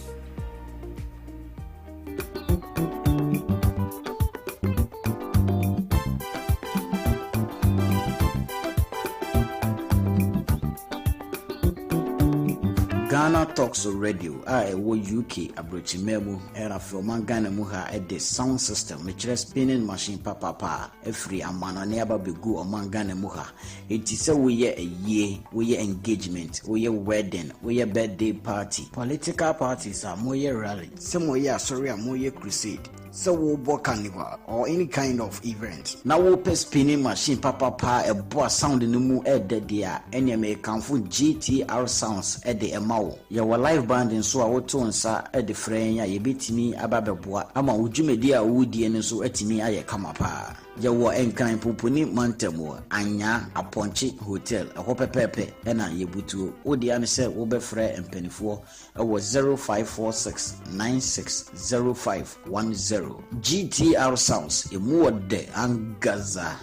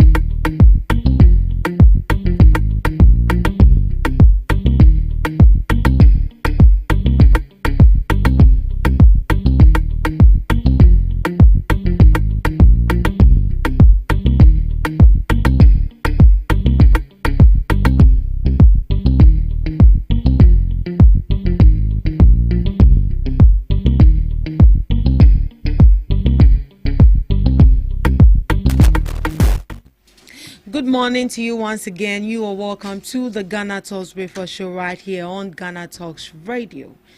And we're actually supposed to delve into the second segment of the show, but my ladies and I are seated right here in the studios, and we are going to be looking at some few interesting news headlines. Good morning, ladies, once again. Good morning. What's today? Is it yeah? I'm easy pa. Is it? Is it? If I haven't eaten, okay. I don't have that energy for that fancy you're speaking. Is it yeah? 2 by 4 5. At least I tried. Who's it? Is it yeah? Inyo. Ah. Atasa. Please, I need a treat, teacher. Why? Fancy. Semi teachy, and I need I can't language perfectly. You possess. It was zezes because the way I was speaking, I was speaking elective. Maybe be account. Right. Let's look at some few news headlines. Ghana urged to include entrepreneurship in basic SHS curricula.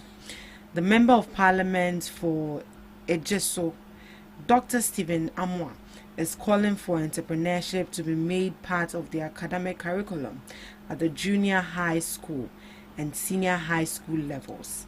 Speaking on the floor of Parliament, Dr. Amwa said, introducing entrepreneurship education early will help tackle the growing problem of graduate unemployment in Ghana. He stressed that the job market has become overcrowded, leaving many young people without work after school. According to him, only about 10% of graduates secure employment within a year of completing their studies. Dr. Amwa warned that unemployment among the youth can expose them to social problems such as crime, insecurity, and drug abuse. He believes that equipping students with entrepreneurial skills at the basic and secondary school levels will empower them to start their own businesses, and instead of depending solely on white-collar jobs. Entrepreneurship is key to dealing comprehensively with graduate unemployment in Ghana, he told Parliament. The MP added that globally, the private sector drives economic growth, and Ghana must position its youth to take advantage of that reality. He has therefore urged the Ministry of Education to fast-track the integration of entrepreneurship into the national curriculum to encourage young people to develop the confidence and skills to build their own businesses. So this is coming from an MP of Ejiso, Dr. Stephen Amoa. He said they should make entrepreneurship compulsory in basic and SHS curriculum so that it can reduce the unemployment situation we are facing right here in this country. Miss Regina, what are your thoughts?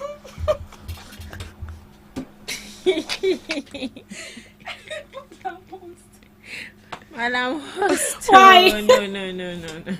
See the way she just said it fast. It's very funny.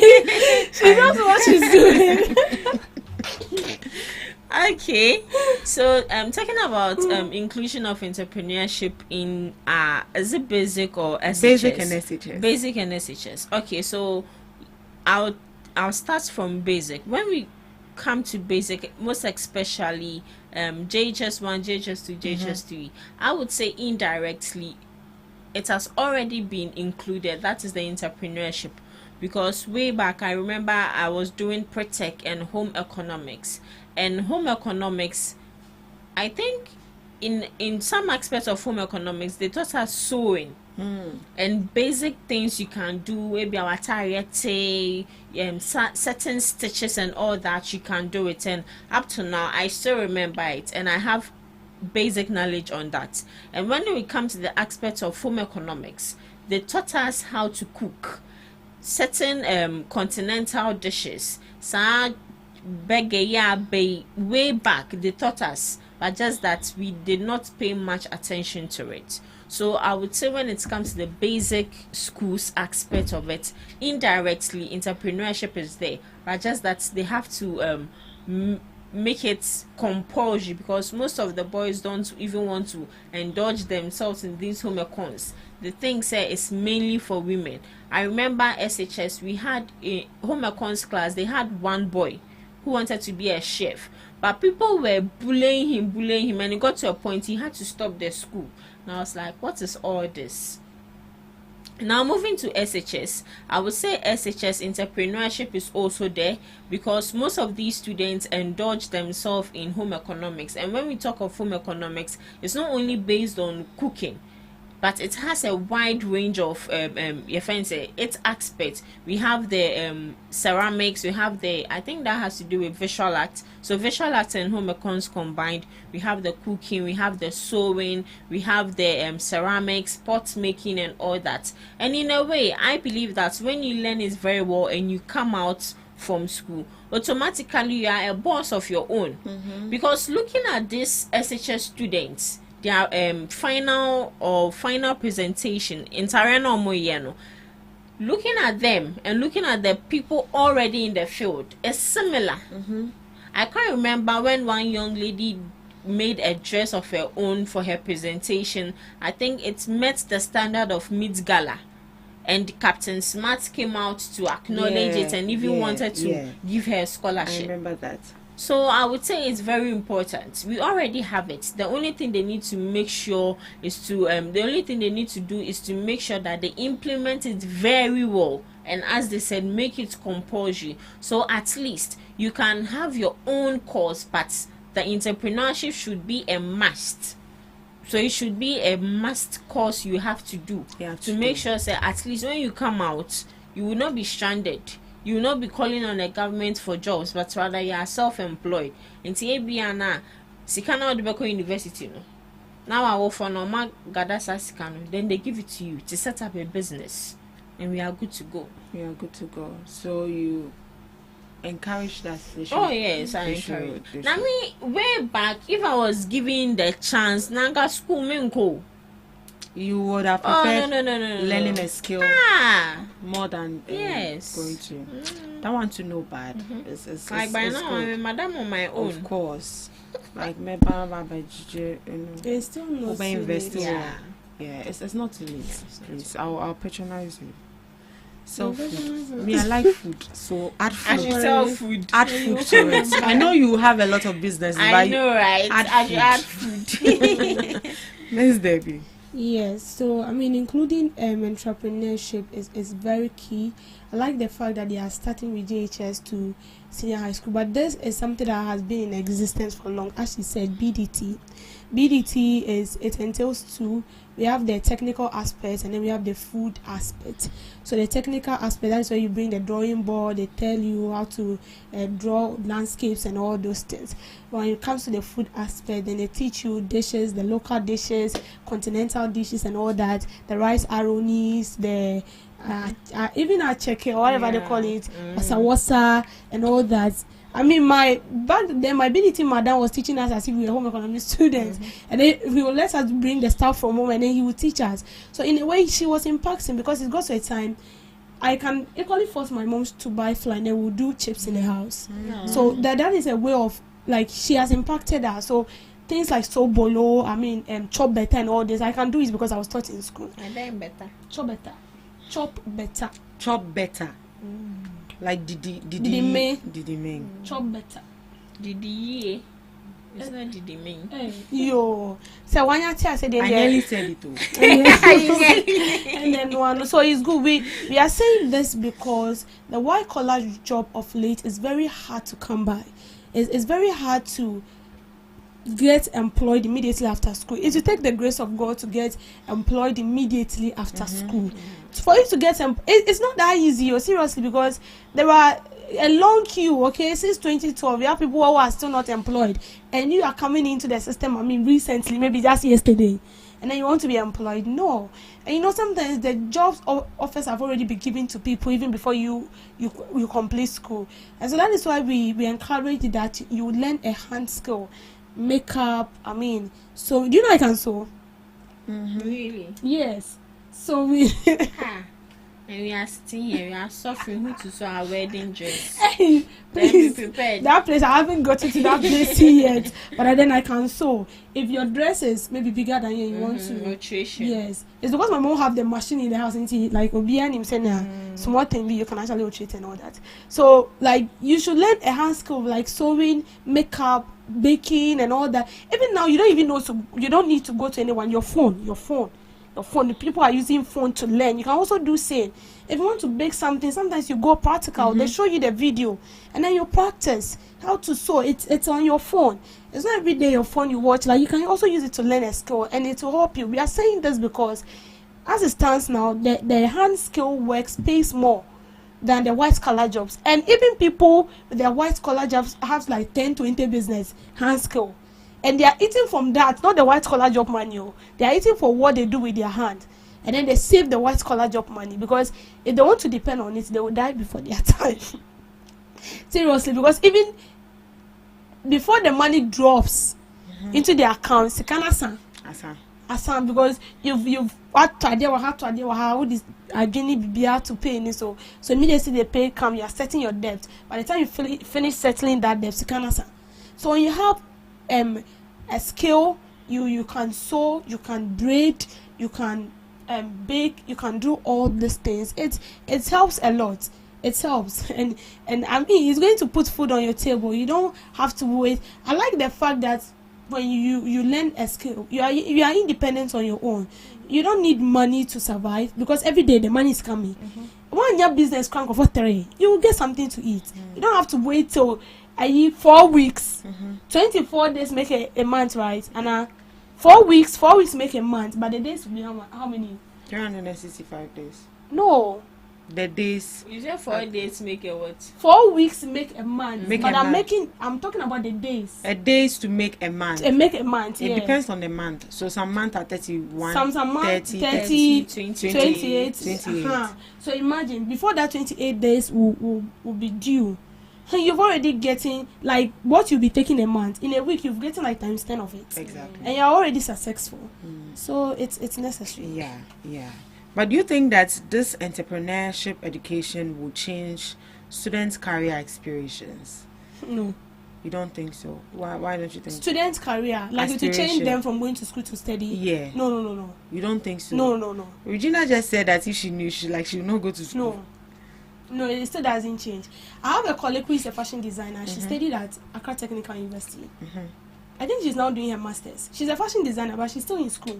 So it doesn't. Or the school near. Or the other say no, like sometimes it's better you have the certificate and not need it. But need it and not have the certificate at all. Like it's bad.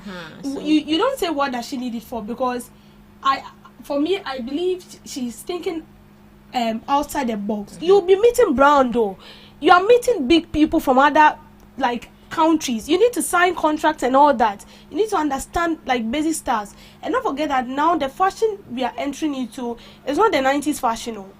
You need to go to school and study like fashion. University they do fashion. One colleague of mine also did fashion at UCC. And she's now a fashion designer. So you go to school, you study, the certificate is very, very needed. And sometimes it's not only about you, so most of them use that certificate to employ in senior high school, and then they teach these senior high school students who are doing fashion. It is these fashion students who goes to the university to acquire the certificates are being employed back into the school to teach these students. I have a colleague of mine who also went to Lagos. She did food and nutrition. Now she's teaching at one secondary school. She's impacting knowledge into the students as well. So the certificate is needed. And then here, who knows, maybe one day you would like to upgrade on that. So it's very, very necessary. So the entrepreneurship there, it's very necessary that they bring it on. Very, very necessary. I feel like it should be even compulsory. It should be compulsory. That is what the MP is calling for.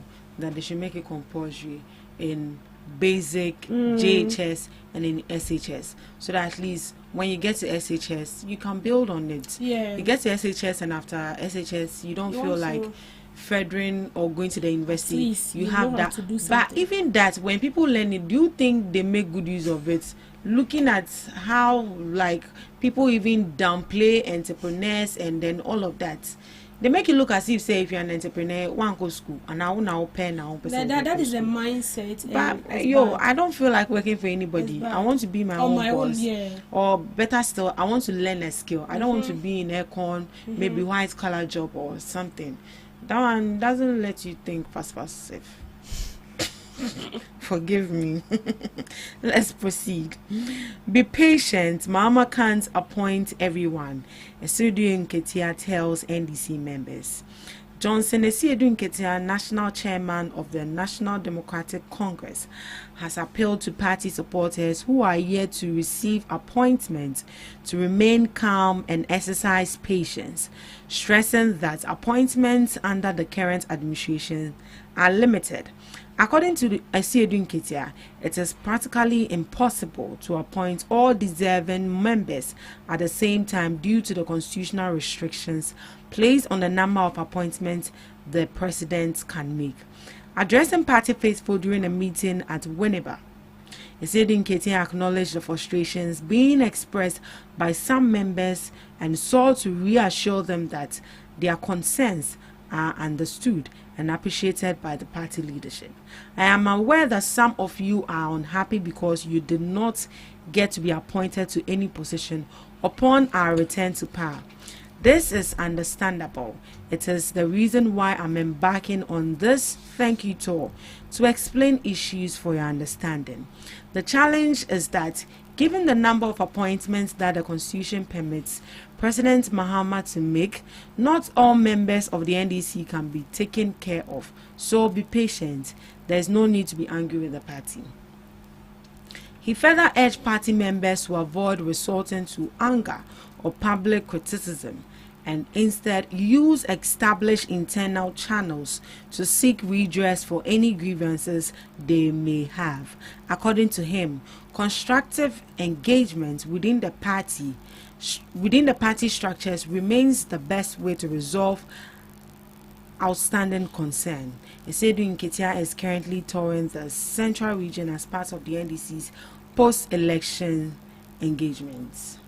Why is it that some party members feel entitled to appointments simply because you feel you have been loyal to a particular party? So once they come into power, you feel like you're entitled to it.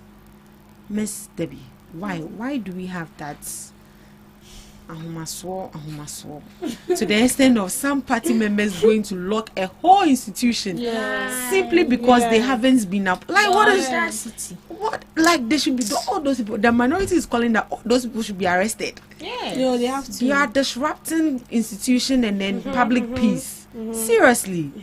Where did we get that entitlement from? That's because you are loyal to a party, so you should be appointed. I feel like the problem stems from the party themselves. If you don't give assurance to someone, I'm not sure the person will be eager for you to fulfill your the promise you've given them. You know, sometimes when you are desperate for power, you say things that you are not supposed to say, and I feel desperation makes us make promises which we cannot fulfill. Because I feel like they've been given assurance. So imagine someone tell you that, you know, we know that the dirty works is with the grassroots. So someone can come to you and tell that, oh, I mean, amongst the grassroots campaign for me, when God be willing, I gain what I'm looking for, I'm going to make you my right hand, maybe there's my left hand, you'll be the secretary, I'm going to do this, I'm going to do that. So you've given the person the hope and the assurance. But when you get there, you're changing things. That is where the anger issue set in. That is when the betrayal set in. Because so long as you've assured the person that this is what you are going to give the person, don't tell me there's all these grassroots that are working 24/7 are just working because they have the party at heart. No, they've been laid down something that when you do that, this is what you will get. Why do you think? So you think it's stemming from the? It's the party themselves. So they told them that, oh, do this for us. I feel like that is what has been going on. Yeah, that is what is going on. Because the passionate way people are supporting some parties. One big headed. Do you think these communicators will come in and they'll come and speak to issues even when you the host know that what this person is saying is a lie? But he's saying that it's red, but you know it's yellow. It's because the person has been assured that this is what we will give you. This is what you will do. And the more reason why they do what they do is because when they see that you are doing it and you are doing it well, they've seen people who did same and they've been given positions. They see people who did same and they've been promoted to higher ranks. They see people who did same and maybe they've been granted visa to even travel outside the country or sponsor them in one way or the other. So why won't I do same? So it is something that I feel internally the parties has condoned and it's now bearing fruit and they cannot contain it any longer. So from where I see, that is what I see. If not, why would you as a normal thinking human or a sane human goes to lock down NHIS office? Why? Because you feel like there are more competent people who are supposed to take on that position and you've given it to another person. There are more party loyal people who are supposed to take it on and you've given it to another person. Why? And even the person talking after they've closed down the NHIS office, or not going to me, where would the position man or where they them? He cannot even breathe. NHIA. Yeah. Okay, he cannot even breathe. So then what is the what is the essence? So for me, I feel like it's based on assurance that they've been given. All these politicians you see, all the people you see working for them, helter skelter, they don't sleep, they don't eat. It's because of something. They don't do that because I love you or because of the work you are doing. It's because I know when I do it and I do it well, I'll be given a better position. So let's look at all the people when the party was in opposition.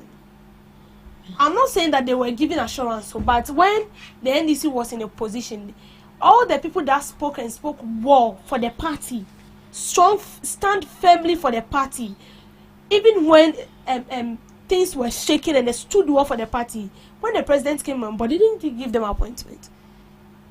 You saw that? I'm not saying it's based on assurance, but I'm saying that when the NDC was in party, we saw the likes of Okujeto Ablakwa, we saw the likes of Sami Jemfi, we saw the likes of Joyce Bauer, we saw the likes of this Malik Basintali. These people who were communicating for the party. We saw them standing firmly for the party. We saw them fighting for the party. But these people also held position internally in the party too. Yes, they held position internally in the party. So when they came on board, they said that no, these people, they fought for the party. They and it's not as if they've only fought for the party, but they've done so good for the party. So they were tipped off. I'm not saying that someone has assured them, but so for me, I feel that this internal hitches we are seeing is because of an assurance somebody has given them that maybe do this for me and I'm going to do that, and because it doesn't happen, they're supposed to react. But should that be the case, that the party should give assurance to these people? You come into power and then you're unable to fulfill those assurances. I mean, it's quite bad. We should appoint based on competence, not based on who is loyal and who is disloyal. Message, Gina? Yeah. Okay. So I would say it's a no when it comes to these political parties, both the NDC and NPP, because Akoya say that is what they use to attract the vote of these people. So basically, vote buying is everywhere, any day, anytime. Now, as you said, you should employ people based on their competence and not just party loyalty. When you do that, you hinder improvement, you hinder progress, and you also you do, I don't know how to put it, but I say nipa oya competent no we see the chance. Yes, you basically block the chance of a more competent person who is supposed to take on that position. And I'll start with Dr. Baumia. Dr. Baumia, during his campaign era, just recently, answer Nombeto primaries, he said that when he's been voted in power, he would introduce a system called No Edidijaye. And when we talk about Edidijaye, it simply means a Mindidi angel. I'll not eat and leave you. Tree translation. I'll not eat and leave you. We would all eat together. So no matter how little it is, we would all come together and share what is there. And I was like, is this even supposed to be a campaign promise? He was basically saying this to the delegates. This is supposed to be something for everyone, whether you're a political person, you are not. It's supposed to be for everyone. Political position should be open for everyone. It shouldn't be open for some particular people because they are party loyalties. And this is something, if we put vote buying aside, this party loyalty appointment is something and they also need to work on it. So I'm not surprised that Esedun Kitia is saying this. And to the delegates or to the grassroots, I don't understand. The fact that you are loyal to someone doesn't mean that you should be paid. The fact that God will not even bless you. It's true. God will not bless you because you are already looking for your reward on earth. You should wait and take your reward from heaven. So the fact that you are loyal to a party or because you're a member of NDC doesn't mean automatically they should give you your friend saying a position or appointment. I remember Christian Awuni, they were really advocating for John Dramani Mahama. When John Dramani Mahama came into power and he started appointing people, they were like, hey, we campaigned for you. And I said, you campaigned for him, so what? But look at everybody that campaigned for Mahama. If everyone was supposed to get appointments, then they're not government pro, so they are hey, everyone just say, you see, what I believe say everyone wants to have a cut of the national cake. But that shouldn't be the case. It's actually your civic responsibility. Like nobody should force you to do it. Exactly. It is your responsibility. If it comes and is good, it affects you positively. If it comes and it's bad, yeah.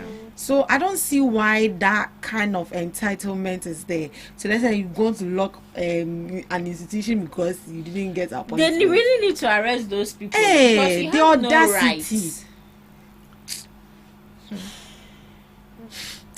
Obi say, you which chair in our office can you fit in? You get it? If you look at the unless they manufacture his own chair. Serious?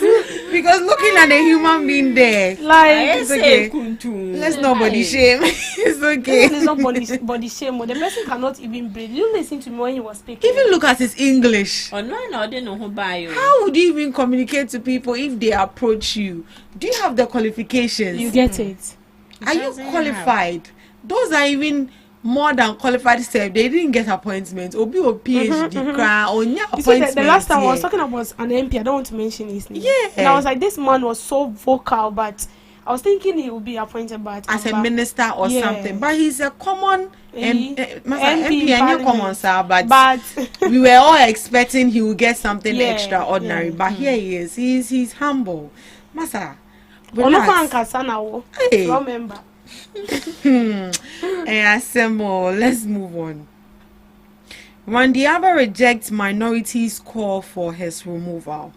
The Chief Executive Officer of the Ghana Cocoa Board, Dr. Randiabe, has dismissed calls by the Minority Caucus for his removal over recent reforms in the cocoa sector, insisting that the challenges facing the industry stem from decisions taken by the previous administration. The minority has criticized ongoing reforms, including the reduction in the cocoa producer price, arguing that the measures shortchange farmers and worsen their plight. The caucus has consistently demanded Dr. Randiabe's removal from office. Responding to the claims on Thursday, Randiabe said the current funding model for the cocoa purchases were not introduced by his administration, but he inherited it. The model that we are using today is not a model that I created. It's a model that we inherited, which was used in the 2024-2025 season, he stated. He explained that the long-standing syndicated loan model, which had financed cocoa purchases for 32 years, collapsed during the 2023-2024 season under the previous government. For the first time in the history of the loan, the first hit the cocoa board account on December 2022. Cocoa Board had defaulted on its loans and under the DDEP asked for the deferment of the debt and a haircut, among others. That is how the syndicated loan collapsed, and that is how this funding model came up with the buyers, he said. Dr. Randiabe maintained that upon assuming office, his team assessed the inherited system and determined it was unsustainable. We came in and we realized that this model was not sustainable. We therefore needed a new model, and that is what we were working towards. Messagina, looking at the whole crisis facing Cocoa Board, and people are pointing fingers at the individual, Randiabe, remove him, Unifuel, remove him, Unifuel. Is it the personality there, or is the government, or is a policy that was implemented by the previous administration? That is why the cocoa sector is in such a mess.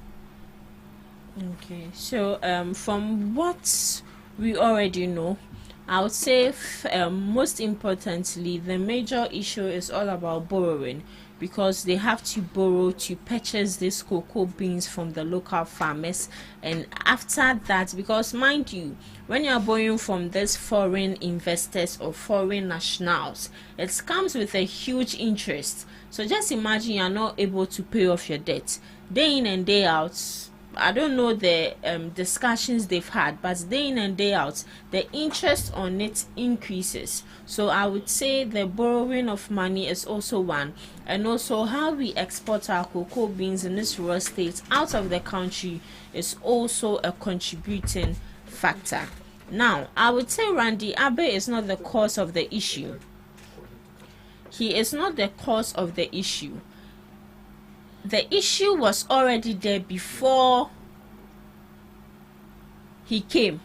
Yeah, the issue was already there. It was already there. Yeah. So see, sometimes in Kanka minority for no, I believe say, sorry to say, oh, excuse me for my language, I believe that they don't think. Because if you really think, just say no. In fact, their IQ is low. Please be kind with your words. I'm kind with my words.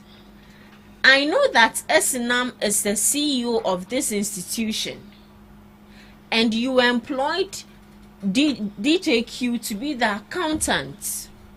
Before DJQ is leaving office, he has to make sure that he accounts everything to you or to the current accountant who you would employ before he has to leave. So they are trying to tell us that debt now DJQ left behind. They didn't notice it. It is now they are noticing it. Would an intelligent person do that? An intelligent person will not do that. I was not here. That you are not here. No, I said, I'm realizing certain things, and I say, hey, machine ba. Because tell me why you are accusing someone wrongly. If he was there and he was contributing to the debt, fine.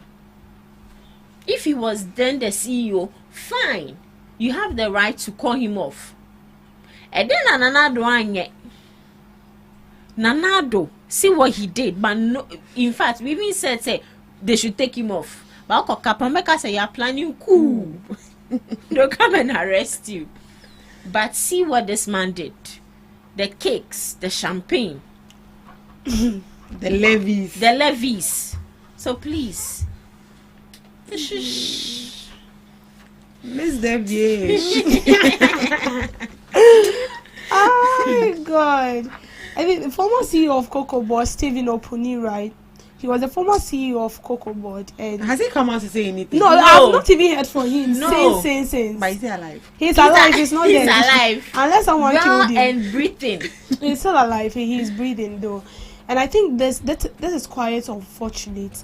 And I feel like it's very sad, and it wouldn't help us in any way. Why will you shift blame on a person who just assumed office in a 1 year period, and you are trying to blame everything, all the challenges, they can say the financial debt that was incurred 8 years. So are you trying to say that within that 1 year and he has incurred that debt? No. Even a child that is born today will tell you that it's a no. It is not the truth. It means that this debt was incurred, and even when you read the statement, they said the debt was incurred during the previous administration. So it is what they have inherited. So it feels like they are making the work now difficult for the current administration. Do you know what the MPP are doing? They are trying to shun away from the whole incident. That they left a debt. Yes. That is what I don't understand. They don't want to and accept it all the boils fact. down to transparency and Accountability. Yes. They don't wait. A whole president was leaving office. He didn't account. Even when he was reading his last State of National Address in Parliament, and he was being asked to account, he didn't. So how well do you expect what's the name? Stephen Opuni to account? He's not going to account, because if his leader didn't do it, why then do you expect him to do it? And it's leadership by example. So if a leader who is supposed to set the example for his followers to follow and is refusing to set that example, then you should know that his followers are also going to walk in his footprint. And that is what we are seeing. And so if a whole president could not account to the people, why? Example is the National Cathedral, which has now become a manhole. He was not even to account to the people where that money has got into, what they've used that money for, and why we have a pit instead of a National Cathedral. My guests are in. They'll continue. It's sad. They'll Very continue. sad. Very sad. It's sad. Minority 4. So they shouldn't shift blame, okay? They should just accept the fact that they've incurred the debt. That what we want now is we coming together and solving this, because at the end of it, it's Ghana, okay? If things should go well, we are all going to benefit. If things doesn't go as planned, we are all going to suffer. So the shifting of the blame, the removal, also on the abe obi antuni fi wonne obi antuni fi ochina obetena ho be na ejuma just like the way Stephen Opuni was there no so betena ho na ejuma. Right. Thank you so much, my ladies. Miss Debbie, I couldn't give you breakfast, so I offered you water. Right. Thank you so much for joining me. Thank you. My guests are in. After this quick break, we'll be back. Thank you. What do you want for breakfast? How do you want your breakfast? English breakfast, French fries, Koko Nikosi, alo komi kesheto. wache. Well, Gobe is the real deal. Join us on Ghana Talks Radio. Let's serve you a buffet of breakfast. From news headlines review, current affairs to social issues. Entertainment, sports, and all the trending stories live on our mobile app and across all socials from Monday to Friday, 7 a.m. to 10 a.m. With me, Pakwesi Omare. Regina Bliss. Deborah Adoso. And I am Esinal Fiagbedu. This is Ghana Talks Breakfast Show.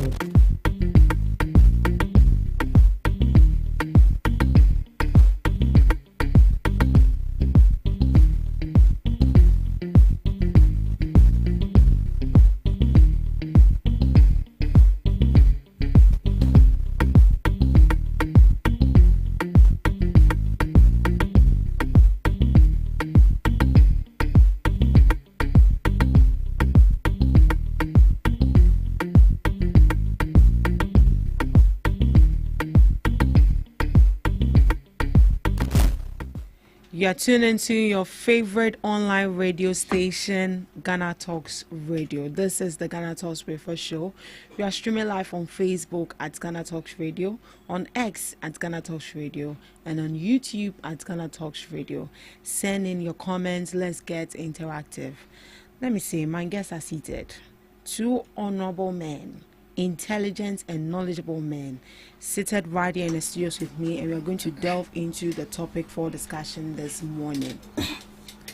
We have from the NPP and we have from the NDC. We are going to have very balanced segments and a very balanced communication and opinions from each side.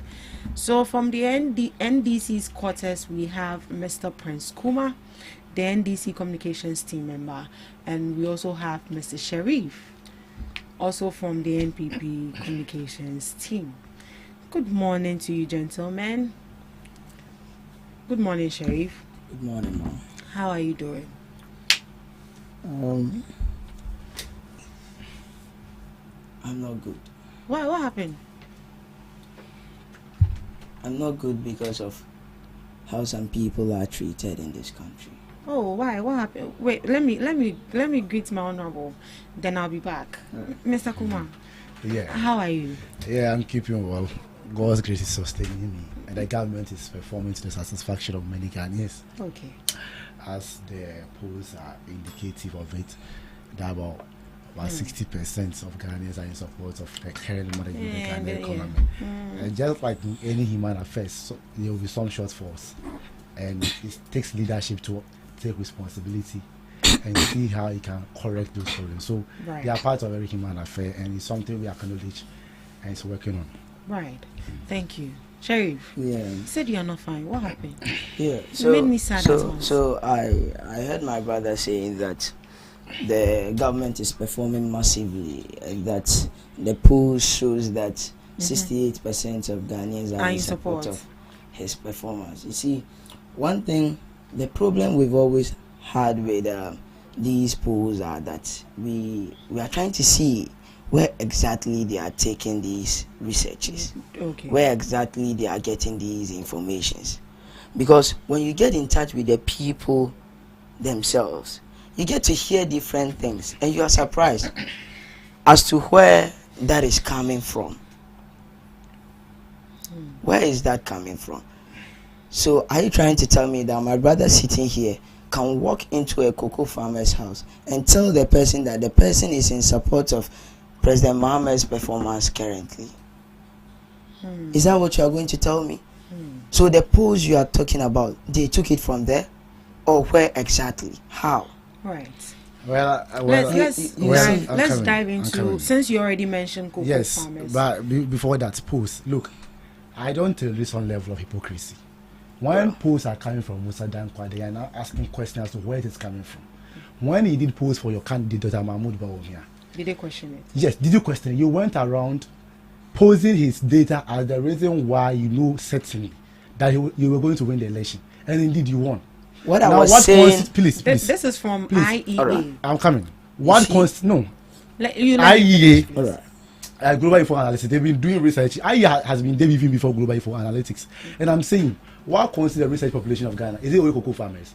I did admit, unless you didn't hear me, perhaps for diabolic reasons, that there are sections of Ghanaians, they are human beings. That's why some population of Ghanaians do not side with the present performance. It certainly means that there are some Ghanaians who will not be happy. So it's not just like how you're talking about cocoa farmer. That same cocoa farmer today is taking car. He buys fuel. That same cocoa farmer buys iron rods. They are building. That same cocoa farmer is buying cement. He knows the difference now. I don't know why he wants to say a lot. I don't know why he's just trying to say a lot on this. You see, what I'm saying doesn't mean that there are some polls we don't consider them. But this one, I am personally looking at some people. And how is that 68% coming from? And you are taking it to Musa Dankwa's. This is not from Musa Dankwa. This is a different pollster or poll body. So when I'm saying that, how did they get those numbers? That's the problem. It's not about who chose not to read. Oh, I think the survey is there. No, it is there. You are just saying something no one will be able to understand. I believe they also mention as to why the rest of the percentage do not. You get that. You see why the problem I have with him is that he choose not to read. So that is what when I published that is just what you think. Now, what I'm trying to say is that don't worry. Me disagreeing that doesn't mean some polls are not correct. You get that? What you are saying right now, you are trying to mean that we don't agree with polls. Because if I say that right now with this one that we've just seen, I don't agree with it, and you are taking me to Musa's Dankwa that we do agree with Musa Dankwa when it goes on our side. That's not what I'm saying, my brother. Okay. So what is your problem with the poll? So what I'm saying that this poll specifically. I'm wondering where exactly they picked information from. Did you read it? Because relax. How do you want me to read it? How do you want me to read it? And I've given you an example. That can you walk to a cocoa farmer's house today and tell the person that the person is in support of or is part of that claims 68% people. 68 people, 68 percent of individuals are in support of that. Are you trying to tell me that the nurses that are not employed, the teachers that you are owing their allowances, those people are so which relax from the polls that you are claiming that you have read, tell me the number of people or the body of people that are saying that are in support of the 68%. I'm asking you a question. Please, I'm asking you a question. I'm asking you didn't allow me to land. You didn't allow me to land. You didn't allow me to land. You didn't allow me to land. But you didn't allow me to land. The floor is not for anybody. You didn't allow me to land. Are we discussing the topic? You didn't allow me to land. Topic? I was bringing some people that as well. You should consider those people. Gentlemen, listen to me. You should consider and tell me the people you are using on to say that on those people. I'm not talking about only cocoa farmers. I'm not talking about only them. Please listen to me. All right. Thank you. Since we are already speaking about the poll, I think you'd be wise enough to just zoom into the one who thinks about it. So let's get. You knew that, and you were right. Let's read what exactly you were trying to make clear. So, young man, so let's get the details of what was presented. Let's read it, and then afterwards you bring in your opinion and then what you agree and what you do not. This gentleman doesn't appreciate data. So 68% of Ghanaians approve of Mohammed's performance. IEA survey. The public confidence in President John Dramani Mahama remains strong despite ongoing socio-economic challenges. According to a new survey by the Institute of Economic Affairs, the findings contain a press release dated February 11th, 2026, which shows that 68% of respondents approve of the way President Mahama is handling his job, while 22% disapprove and 10% have no opinion about it. The poll was conducted in December 2025 and sampled over 1,000 people across all regions of Ghana. The IEA said a survey was carried out to assess public opinion on the president's job performance 1 year after the 2024 general election, as well as to gauge views on prevailing socio-economic pressures, including the cost of food, consumer goods, and unemployment. According to the report, President Mahama assumed office on January 7, 2025, amid high public expectations and significant economic and governance challenges, such as high debt levels, a rapidly depreciating currency, inflation, unemployment, and concerns about government size. 1 year on, the IEA noted that while many key economic indicators appear to be moving in the right direction, substantial socio-economic difficulties still remain. Despite the relatively high approval rating, the survey revealed deep public concern about the rising cost of living. 7 out of 10 Ghanaians, that is 71%, said they are very concerned about the price of food and other consumer items. Unemployment and illegal mining also emerged as a major national concerns. The poll found that 46% of respondents identified unemployment as one of the most important issues facing the country, while 30% cited illegal mining.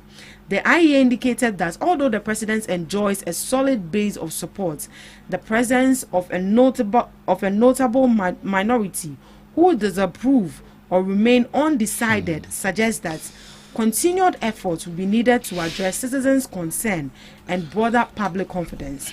The survey underscores a mixed public mood, strong approval for president's performance alongside persistent anxiety over economic pressures affecting households across the country. So this was what they brought out. 68 approve of the performance, 22 disapprove, and 10% they are undecisive. For them, they are just in the system. Anything goes for them. Well, so that is it. Hi, God. Well, good to read. Well, anyway, it is very good. It is very, very good to read. You see that?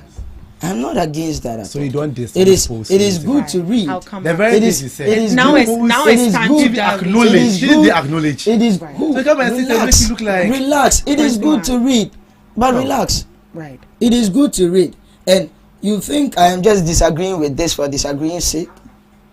Okay. You think I've not engaged people? Let's discuss. So relax. You can't tell me what to discuss here. Relax. Relax and let me tell you something. No, you are saying that I don't read, and for that matter, from these polls, I didn't read. That's why I'm saying that I go against it, or they don't go to the people that are really facing what is on ground. But they conducted this survey across all the regions. No problem.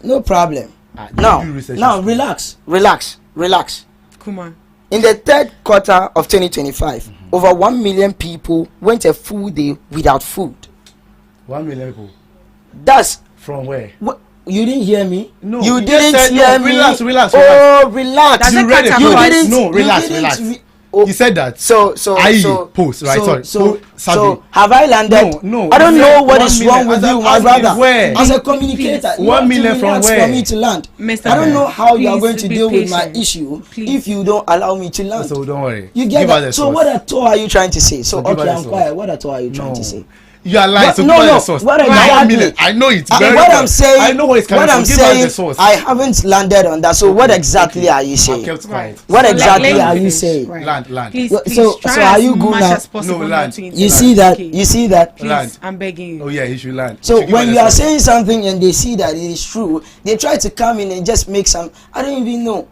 What exactly were you trying to say? I haven't landed. I haven't said anything. I've just started. And you are in to say a lot of things that I don't understand. So you are okay now. You are okay now. Should I continue? Should I continue? Thank you very much. So now I was saying that in the third quarter of 2025, over 1 million people went a full day without food, and that is from Ghana Statistical Service. You get that? So this one as well.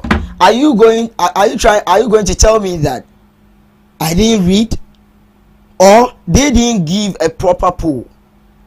So you see why I was saying earlier that it's not that we disagree with polls, but there are some polls we just don't understand. If you are going to be honest, my brother, that Musa Dankwa you were saying earlier, there are some polls that he bring out that sometimes you look at it, be honest, you look at it and you disagree. You have your view, you have exactly a reason why you are disagreeing it, and not what they are bringing. You see that? Because it's not just a decision you have made yourself, but someone you've looked from right and left. You see that? So now, are you going to tell me that this one is not true? So those 1 million people that went a day without food, those people, what are you going to say about them? The same guy has got. So those people, those 1 million people, how possible are they going to be in support of this acclaimed 68% individuals in support? So you don't agree with the poll? I don't. And you think that 68% of the people are living a good life, and they are the ones that these people went to go and gather the data? Exactly. And I don't even know the people. That is why I'm trying for my brother here, from what he said he read. And that for me saying this, I've not read anything. Relax. He'll be wrapping up. No. Oh, I know that. Don't relax. Relax. He'll wrap up. Relax. What you said you have read. I want you to tell me the kind of people you think, or the kind of people that it is obvious the government has done this and that for them, and that those people are part of the people they are saying. They are out to live here early. You see that? You will leave because you have absolutely nothing to say. Right. You see that? And I'm asking you that those 1 million people, where are they coming from? Did that poll go to where they are? And do those people know they are? You look into your phone, Ty. I don't know what exactly you are going to say. Right. I think today is your first time meeting me. Yeah. All right. So you take the multi-dimensional poverty index, right? Over 1 million as of 2021, right? Went a day without food. Take the multi-dimensional poverty index for this year. We can check it out. 380,000 Ghanaians moved above or moved beyond the poverty line. That's the doing of this government. You can verify that. When I talk about you reading and say, which people did you go and talk to? Or maybe I know the people. Please, when you do survey across the whole country, you any poster tell you that I supposed to Kofi is in Alajo. You are talking to thousands of people. You try to make sure that they are from different regions. You came here trying to dismiss someone's post results of survey on grounds only that cocoa farmers they are delays in payment. And I'm asking first off, if you had read it, you realize they acknowledge to certain socio-economic challenges. So there's no way you would have sit here and advance a certain argument as though there are no challenges. It's because you didn't read. That's the come back to the point that you didn't read. Because the same survey is telling you there are challenges. So giving the 68% does not mean that they are saying the president is doing 100%. Excellent job. They told the problem challenges that Ghanaians still have problems or concerns about unemployment, means that the government must do something to address those issues. So if you sit here and talk about unemployment, it means you have not read it. That's why you can easily sit here, conveniently dismiss it. Before he continue, no one has talked about unemployment. Let him continue, please. I think unemployment was also mentioned in the survey. Yeah. No, he was referring to me. Not you. Well. Right. Continue. If you talk about conditions of living, right? It wasn't mentioned. Yeah. Some people agree, some people disagree. Part of why it was 68, not 100%. So giving 68% approval rate would then mean that there is a section of Ghanaians who think that no, the president should do better than what he's doing now, which is very fair in every democratic jurisdiction. And that's what the president is committed to doing, making sure that all the problems we inherited will be resolved in a matter of his reign in Ghana. Right now. So now, you see, he was saying all these, considering that socio-economic crisis. But few years ago. What is crisis? I didn't mention crisis, please. You said it. He said challenges. No, relax. He mentioned relax. Challenges. He said socio, and immediately he said it. I wrote it here. It is just here. He said it here. Please, look, this gentleman. No. I said when I was speaking, I said that in the survey, acknowledge that some people still have issues. Please. Even if it's challenges, if it's challenges, those were challenges the previous government was facing. And for that matter, when we say something or things doesn't go well, relax. What is wrong with you? So what are some what exactly am I trying to explain? Right. What's the challenge? So what am I trying to explain? Challenge. So I don't know what is wrong with my brother here. Don't worry. I don't know what is wrong with you here. You see, I'm saying anyway. What I want you to hear. That's an insult. What? Anyway. How? I don't know what's wrong with you means an insult. If you don't know. If you think it is, then I'm sorry. Yes. I'm sorry. Right, all right. Yes, apologize. I'm sorry. Well, but why I'm saying that is that I am telling you something. I've started something. Allow me to land. But you keep on asking questions that I'm about answering. Answer. Thank you, boss. So I don't know. So definitely I'll have to say I don't know what is. Well, I'm sorry for that. Don't so worry, I'm saying that don't worry. Every government face challenges. You see that. So in the previous government, where they were citing a lot of challenges the government was facing, but you were always against that, saying that it is the doing of that government. That is why all these things are going on. Today you want to consider general challenges, you want to consider global challenges to say that things are not going well, and for that matter Ghanaians should understand you. But you were part of Ghanaians saying that in the last government that they shouldn't understand the MPP, that nothing was wrong, that COVID did nothing, that Russia-Ukraine war did absolutely nothing.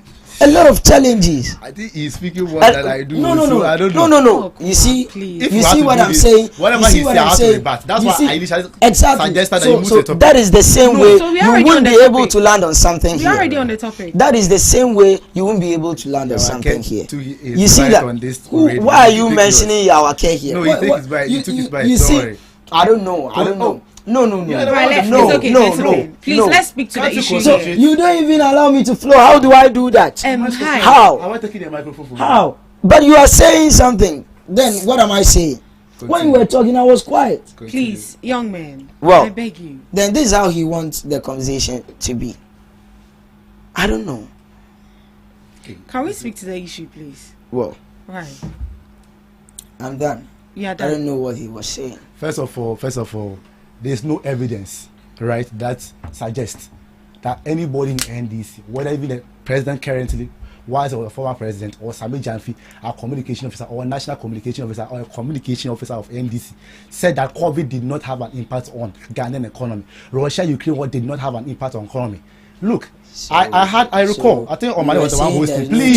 Please, listen. Please, I beg look. you. I think people have to take their English study serious. No. Please allow me. The last time Omani was the one hosting the show. Yaka came here with his facts. No. Oh, NDC said no. What the NDC? See, the difference between NDC and PP is that anytime the NDC raise concern, they back with facts. So you come out and tell us COVID and Russia-Ukraine affected us. Then the NDC will go, okay, based on the data, we are comparing it to other countries because Baumia showed us that. Take Togo, take Cote d'Ivoire, the inflation rate. So why are you getting this? More so, you got more money from IMF, World Bank than anybody. World Bank policy note report for 2025. Go and read. It's page 10 of it. It's telling you that the macroeconomic crisis we suffered in 2022 was not as a result of COVID and Russia-Ukraine war, and that it was because of mismanagement. So anything we say is grounded on facts. And President Mahama is on record to have said that yes, indeed, and I can read that, indeed, COVID and Russia-Ukraine war affected us, but it was also coupled with reckless mismanagement that has, brought us to a level where we're able to service our debt. That has brought us to a level where our inflation skyrocketed. So if you are listening to someone, you have to listen attentively. No one ever dismissed external factors. If you want somebody who is on record to have dismissed external factors, it's Dr. Mahmoud Bawumia. He is on record to say that external shocks cannot bypass Ivory Coast and hit only Ghana. Tell me anybody in the NDC who is on record to have said something like that. So please, the kind of communication I do, I don't become sentimental on simple issues like this. If you want to do proper communication, make sure it's substantiated with incontrovertible evidence and make sure that your arguments are always cogent. You don't sit here and say NDC now. We will not. Don't worry. So let's proceed to the cocoa topic. Right. Please. So, what is the You most definitely important push it to that issue place. facing the current administration or the country today? Unemployment. 45.8% of people said it was actually a very important issue that is facing the country now. Illegal mining, also known as galamsey, 29.9% of people said it's also a major issue that the government also needs to look into.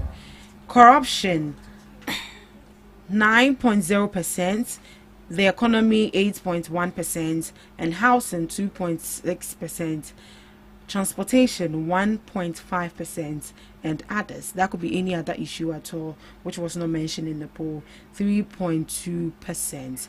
Now, looking at all these challenges that has been outlined in this poll, what do you think should be the top priority of the government right now, Sheriff? Please, can I get the end of your statement? Right.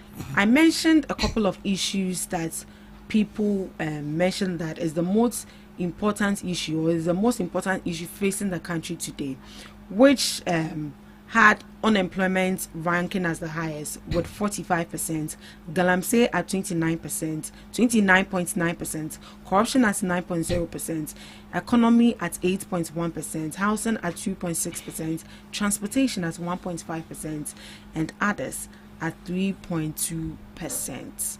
So what should the government be looking at right now, looking at this poll? It is clear, and we are saying it from what he promised.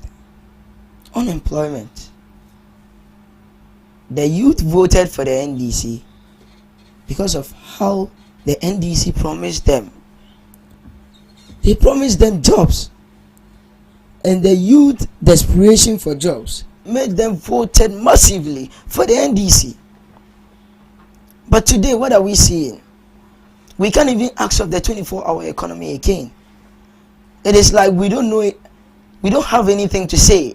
But all we say is 24-hour economy. We are not just saying it for saying sake, but we are saying it on behalf of the youth desperate for jobs that voted massively for you. And today you don't mind them. The youth that are fighting for jobs, the youth that died on the course of looking for a job. The youth, they understood the disappointment you are bringing to them. They understood it. They understood that the NDC, this 24-hour economy, they promised them that 133 shift is a big disappointment. When are you going to bring that? That was why desperately some youth that have no passion for military were out there for recruitment, and as a result of that, they died. The parents lost them. The youth that came out and voted massively for you, that was your flagship policy, 24-hour economy, and it was because of jobs. But you come around today with all sort of beautiful words around that. But we can remember your senior communicator, Semi Jemfi, sat on TV and beautified words of the 24-hour economy. That NDC, they are going to use it to help the youth. That 133, preaching it in all universities, all colleges, everywhere in the country. But today, when we ask you of it, you are there saying that you are planning. You are planning to bring the 24-hour economy. But earlier, didn't you know that the youth were desperate for jobs and that you should have planned it earlier? The MPP knew how parents were finding it hard to pay fees. That is why we planned earlier. And in 2017, we brought the free SHS. So you can't come today and tell me that you are planning of how to bring the 24-hour economy, and also that you are concentrating on an economy that someone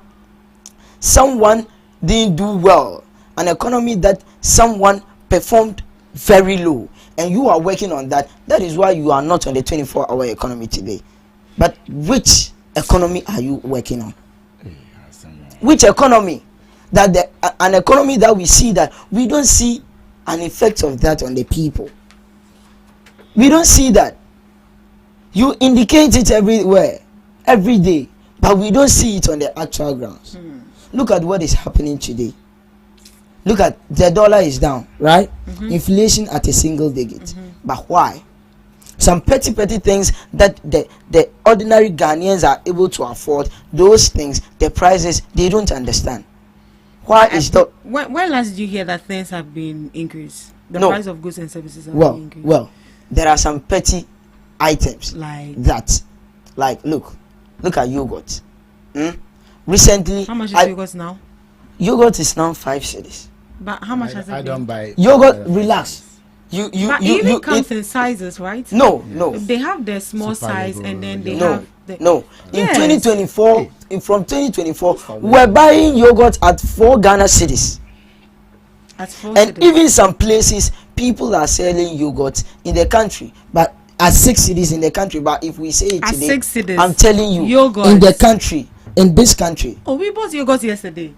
I'm telling you, in this country. Now, well, I know definitely. How much is yogurt? Yes. Have you heard that 5 cedis? You said have 6 cedis. No, don't get me wrong. Relax. Earlier, I told you that 5 cedis, and I said even some places yogurt is sold at 6 cedis. Oh. Relax. Me, I bought. This one he's talking about is the super yogurt. That's the big one, right? Even I bought yogurt at 6 Ghana cedis at Chado.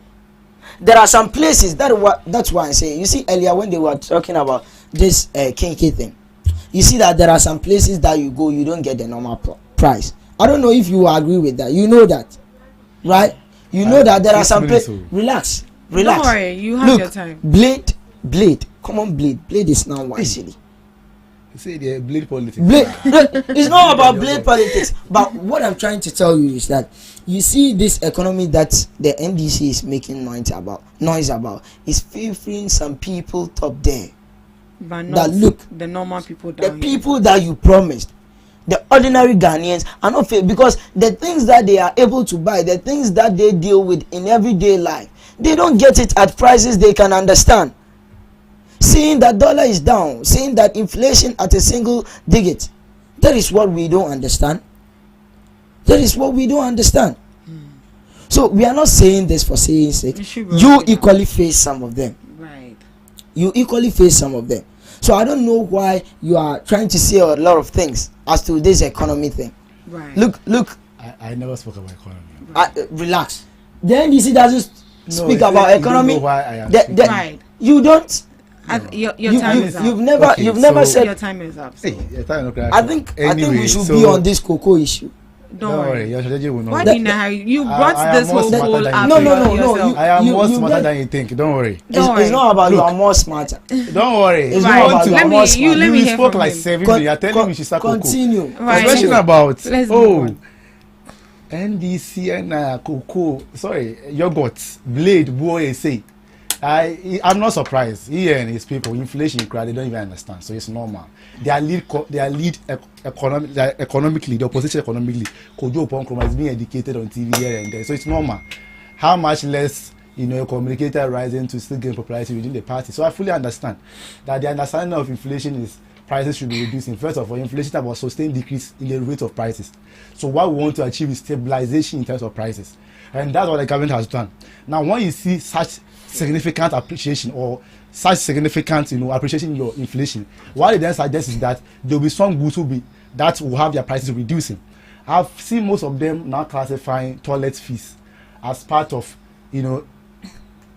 the consumer pricing index or basket of inflation. The likes of Awal Mohammed, senior NPP communicators, or see or commerce a toilet never Katiano, Nebono, or see more two so once it's about from say two now. And I was wondering, toilet are doing because it's boss Dr. Baumia. His policy measure that he said ideas no. His policy measure is that when he went to Abogoloshi, he was holding papers. That's the only way he can bridge policy measure to bridge the gap between people of Abogoloshi and East Legon is that he was going to build 32 toilet units block for them. That's the way that the people of Abogoloshi, your life matter as the people of East Legon. That's Baumia for you. You talk about free SHS 2017. I will gladly commend President Akufo-Addo for implementing free SHS in that large scale or in that manner. While we promise no fee stress, you're talking about job. You see how sometimes logically deficient some argument can be. You're talking about a promise he made related to education. You pay fees for students, they go through school. Is that all? People no longer work, people no longer buy. Now, what the government promised, again, we were already doing free SHS. So there's no need for government to come and do free SHS. What we rather did so far is to better it. Now, please relax. Do explain how you were doing free SHS. I say you were already doing free SHS. So there was no need for us to go and implement free SHS again. Please, you need to take your grammar serious. Let's proceed. What I'm saying is that while you are doing free SHS, what the government is do is to continue. Now we have better it. We have done the biggest investment so far. There has never been a complaint of food shortage ever since we assumed power. Then we promise about no fish stress. As we speak, 161,671 students have benefited. Government is paying for the level 100s now. Go to people with disabilities. Government is taking care of them throughout their education. When we came, family nurses, 321 of them, for 3 years, we didn't pay them. Government have cleared their areas. When it comes to national health insurance, they're talking about how people can access health care. The 603 million Ghana citizens you left, government have cleared that. You say today, you want to come and say that the prices are reflecting. Who brought this whole economic theories? Inobawomia, who made it his preoccupation of lecturing us on economic issues, that when your fundamentals are weak, what you have to look at is the dollar. Today, when you look at the dollar, they say, no, don't look at the dollar. He went around in market with Samira Bawumia to market, Agbogboloshi market, and was asking for prices in 2011. When they came, the inflation went to 54.1%, to a point that a gallon of oil, cooking oil, went to as far as 1,000 Ghana cedis. They are buying 600. They are telling me today that there is no effect of inflation. They are telling us that there is no effect of dollar, unless you don't understand what exchange rate is. BDCs use cedis. They import it in dollars. That's fuel. Because of one, it's a reduction in world market price, and also because of the significant appreciation of the Ghanaian cedi. Ghanaians have seen reduction in fuel prices. When they were buying a gallon of 54 Ghana, a gallon for 54, today how much are they buying? Around 36, 37. They have seen significant improvement. Iron rods that cocoa farmer are talking about, the money you were giving him, if you want to buy iron rods 1 ton or 5 tons, the money he would have used, a bag cannot buy. To the money you are giving him today can buy. That's the difference. So what I'm saying is that for those saying it's not reflecting in their lives, for the mere fact that you have seen sustained prices, that the price have stabilized, is enough. And that's what the government is committed to doing. I'm sure we are going to start the cocoa, and he is ready. You should just go. I will address all the agenda. Don't worry. Let me ask you this last question. Then we move on to the cocoa. Are these approval levels consistent?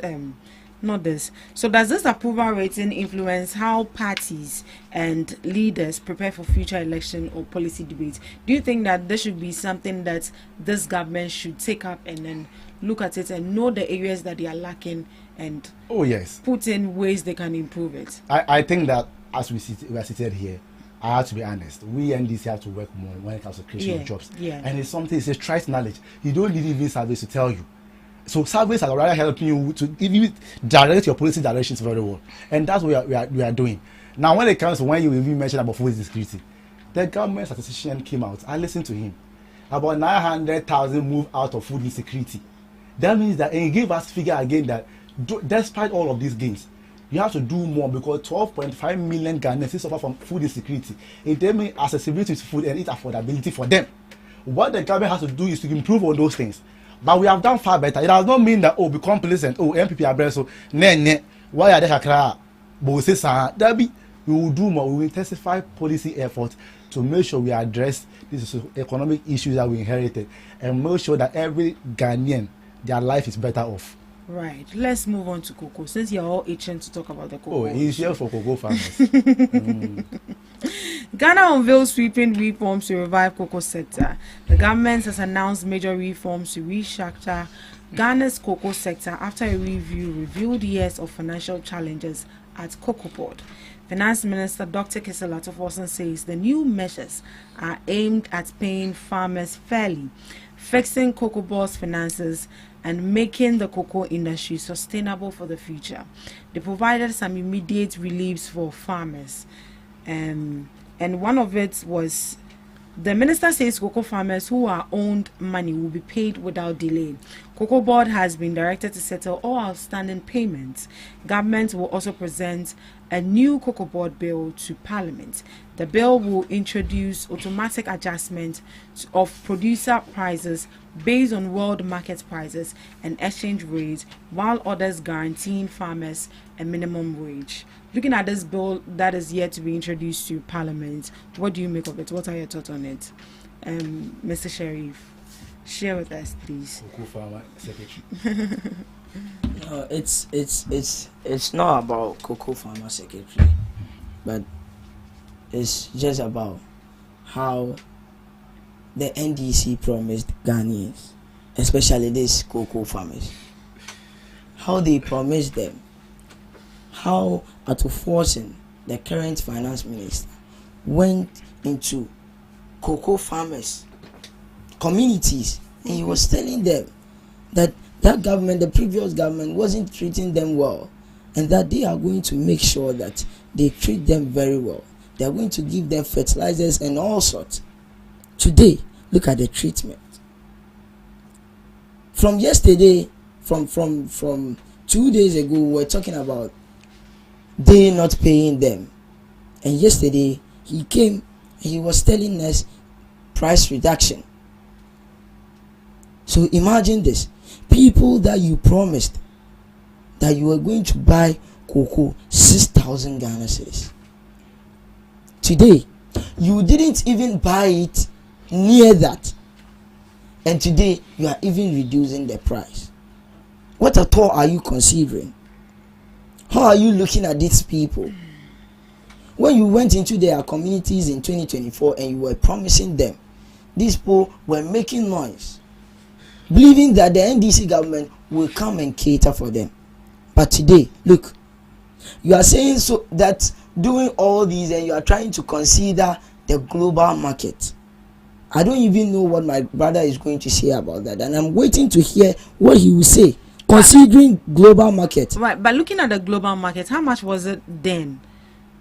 How much was it then at the global market, the price of cocoa? How much was it? What was it then?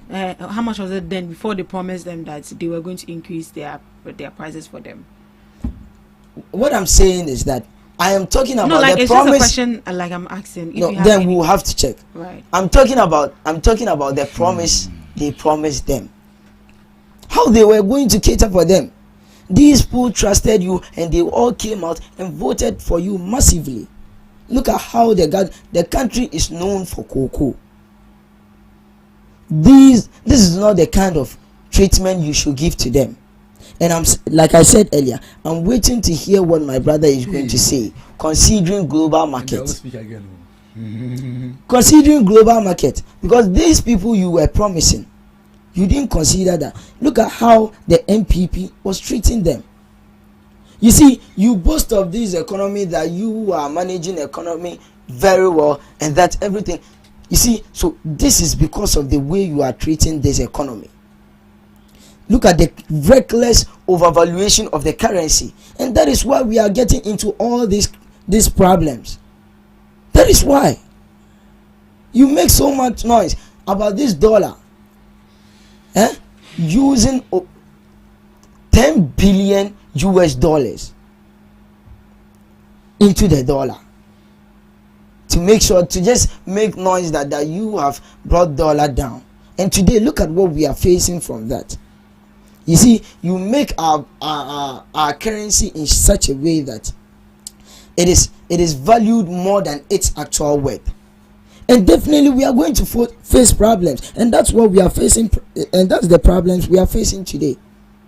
And now that's what I'm saying. If you do that, maybe the dollar that you have brought down, it will be able to favor some people up there that are doing bigger businesses. So you think they should have kept the dollar where it is? I'm saying something. It's favoring people that are up there doing bigger businesses. The people that are down there are facing the actual problems. That is why it is going on the cocoa farmer today. Look at how they are crying. Forcing sat in Parliament, our current finance minister, and he was saying all sort of things. He was saying how they are going to make sure that cocoa farmers deserve better, and also, so are you treating them better today? What explanation? And you are not coming to say that you are giving reforms. You didn't know that earlier.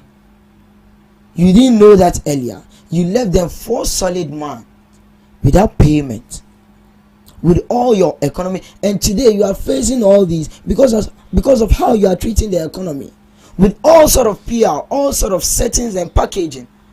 That a PR that when we are going to talk about what is actually happening, you are trying to say that you know economics more than us, and that we don't know the meaning of inflation. We don't know the meaning of this. We don't know the meaning of that. That is why we are saying all sort of things. But it is happening, and today we can see those effects of your PR, your settings.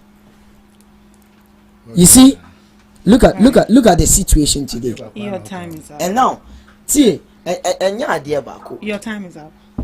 You can remember in 20 we equally faced that, but we had a way we were doing this cocoa deals. How are you doing it? Now, I want to know. We were doing this forward sales strategy, which were the syndicated loans. Yes. And was it a good one? No, relax. I'm coming. What we were doing to make sure that the people don't suffer, because doing that, we weren't relying on spot prices. On what prices? Spot prices to sell cocoa. What I'm saying is that. What is the spot prices? Now wait. You see that the NDC were waiting for price. That is why in 2024 or they were promising them this 6,000, not knowing what is going to happen today. They were relying on those spot prices that will just come up anytime, that they can use it to favor the people and say that they are the cause of it. They will consider global market and say that this and this has happened, and we are those who made that happen. Even look at this oil, the fuel. He is giving all sort of credit to the NDC, but right. What have you done in that? I'll be back here. Let me hear from Mr. Kuma. It is sad, honestly. It is Kuma, very sad. They provided several reforms. They've reduced the cocoa sales, the money. They've also made our plans to boost local processing, and they are also going to find a way to manage the cocoa board debt. And they've also ordered the Attorney General to conduct a forensic audit to make sure that any corruption that went in there, whoever that is found culpable, should be brought to books. Looking at all these reforms they've brought up so far, what are your thoughts on it? Well, let me say a very big thank you to the President of the Republic, President John Dramani Mahama, and the Finance Minister, Kessel Atofosa, for showing leadership in times like this. You know, the decision, though extremely difficult, was very necessary to salvage the high indebtedness of cocoa board. I mean, this government fully recognizes the discomfort this may present to cocoa farmers and sincerely sympathizes with them. We acknowledge their contribution in sustaining the Ghanaian economy. But the problems confronting cocoa board are a no-brainer. In fact, they were so palpable to the point that, you recall, during that Abayomi's meet the press in August 2024, a journalist had cause to question him on the imminent collapse of cocoa board. And he asked him, do you know cocoa board is on the verge of collapsing? That Abayomi said, no, I will look into that. So even journalists in Ghana knew that cocoa board funding model is not sustainable. He was talking about forward sales and syndicated loan. Why couldn't you use forward sales and syndicated loan in 2024-2025 crop year? It's because you couldn't even supply the cocoa. The money you couldn't even supply 330,000 tons. You couldn't supply. I'll go into all of that. The reaction from the minority was expected. I mean, given the fact that we have long starved them of something to feed on, so they were desperately waiting for what may appear as a slip to pounce on. But we fully understand. Notwithstanding, the fact will still be presented. I once again say that the farmers should bear with us. Their concerns are legitimate. But the facts will still be presented. And before I will address those issues, claims he made about auto forcing and so. We will deal with facts, not emotions or hearsay. We will deal with facts. it is traditionally that cocoa is an export commodity. So what that will mean there is that the value of it will be dependent or will be a function of your global market, that's world market price, and exchange rate, because you go and sell, you take the money in cedis. Bank of Ghana will give you the CD equivalent of the dollars you had. Then you give the farmers. Now, what the NDC did, one were complaining. You see, there is a reason why we complained some time back. What was the NDC's complaining position? That you were cheating the farmer. Am I wrong? We stand on business. I will not run away from that. We didn't say that. The likes of Honorable Kessler to force him, the current Agriculture Minister, Honorable Erikopoku, they said they were cheating the farmer. And they had basis for saying that. The equation still stands today. That the money you had and the money you were giving the cocoa farmer, you were cheating the cocoa farmer. You had about 10,041 Ghana cedis, and you are giving the cocoa farmer 3,000 Ghana cedis or 3,100 Ghana cedis. That's about 30% or 31%. So you are cheating the cocoa farmer. You see how the NPP do their politics, and I always say that the cocoa farmers, the mathematics and economic conversation may not survive under this current atmosphere because tensions are high, emotions are high. I understand. But the mathematics will still be presented in a manner. What the NDC, the argument was premised on the fact that in 2016, this is what the NDC did. In 2016, we had a world market price of, 2,950 per ton, and the cedi to dollar at the time, the exchange rate was still, effective 3.9. That's the cedi to dollar at the time. 2016, 3.9. So if you convert it, it will be 11,505 per ton. Per ton is 16 bucks. So 16 bars constitutes 1 ton. If you divide it by 16, you will get 719 Ghana cedis. The NDC government gave the Ghanaian per in 2016 475 Ghana cedis, constitutes 66.06%, and he kept 34%. Even out of the 244 Ghana cedis, 34%, the NDC gave them free fertilizers, agrochemicals. So the NDC said that no, this is the 6% we're giving them. Giving the fact this was the world market price, and this is the exchange rate. So we were giving the 66%. Even if you were to do 60%, the farmer should have been getting somewhere around 6,000 Ghana cedis. So I have the videos here. What Honorable Kessler said when he appeared in Parliament. I had the video here. He said that yes, when he went for vetting, they asked him that I still stand by what he said in opposition. He said yes. He explained it. He's not running away.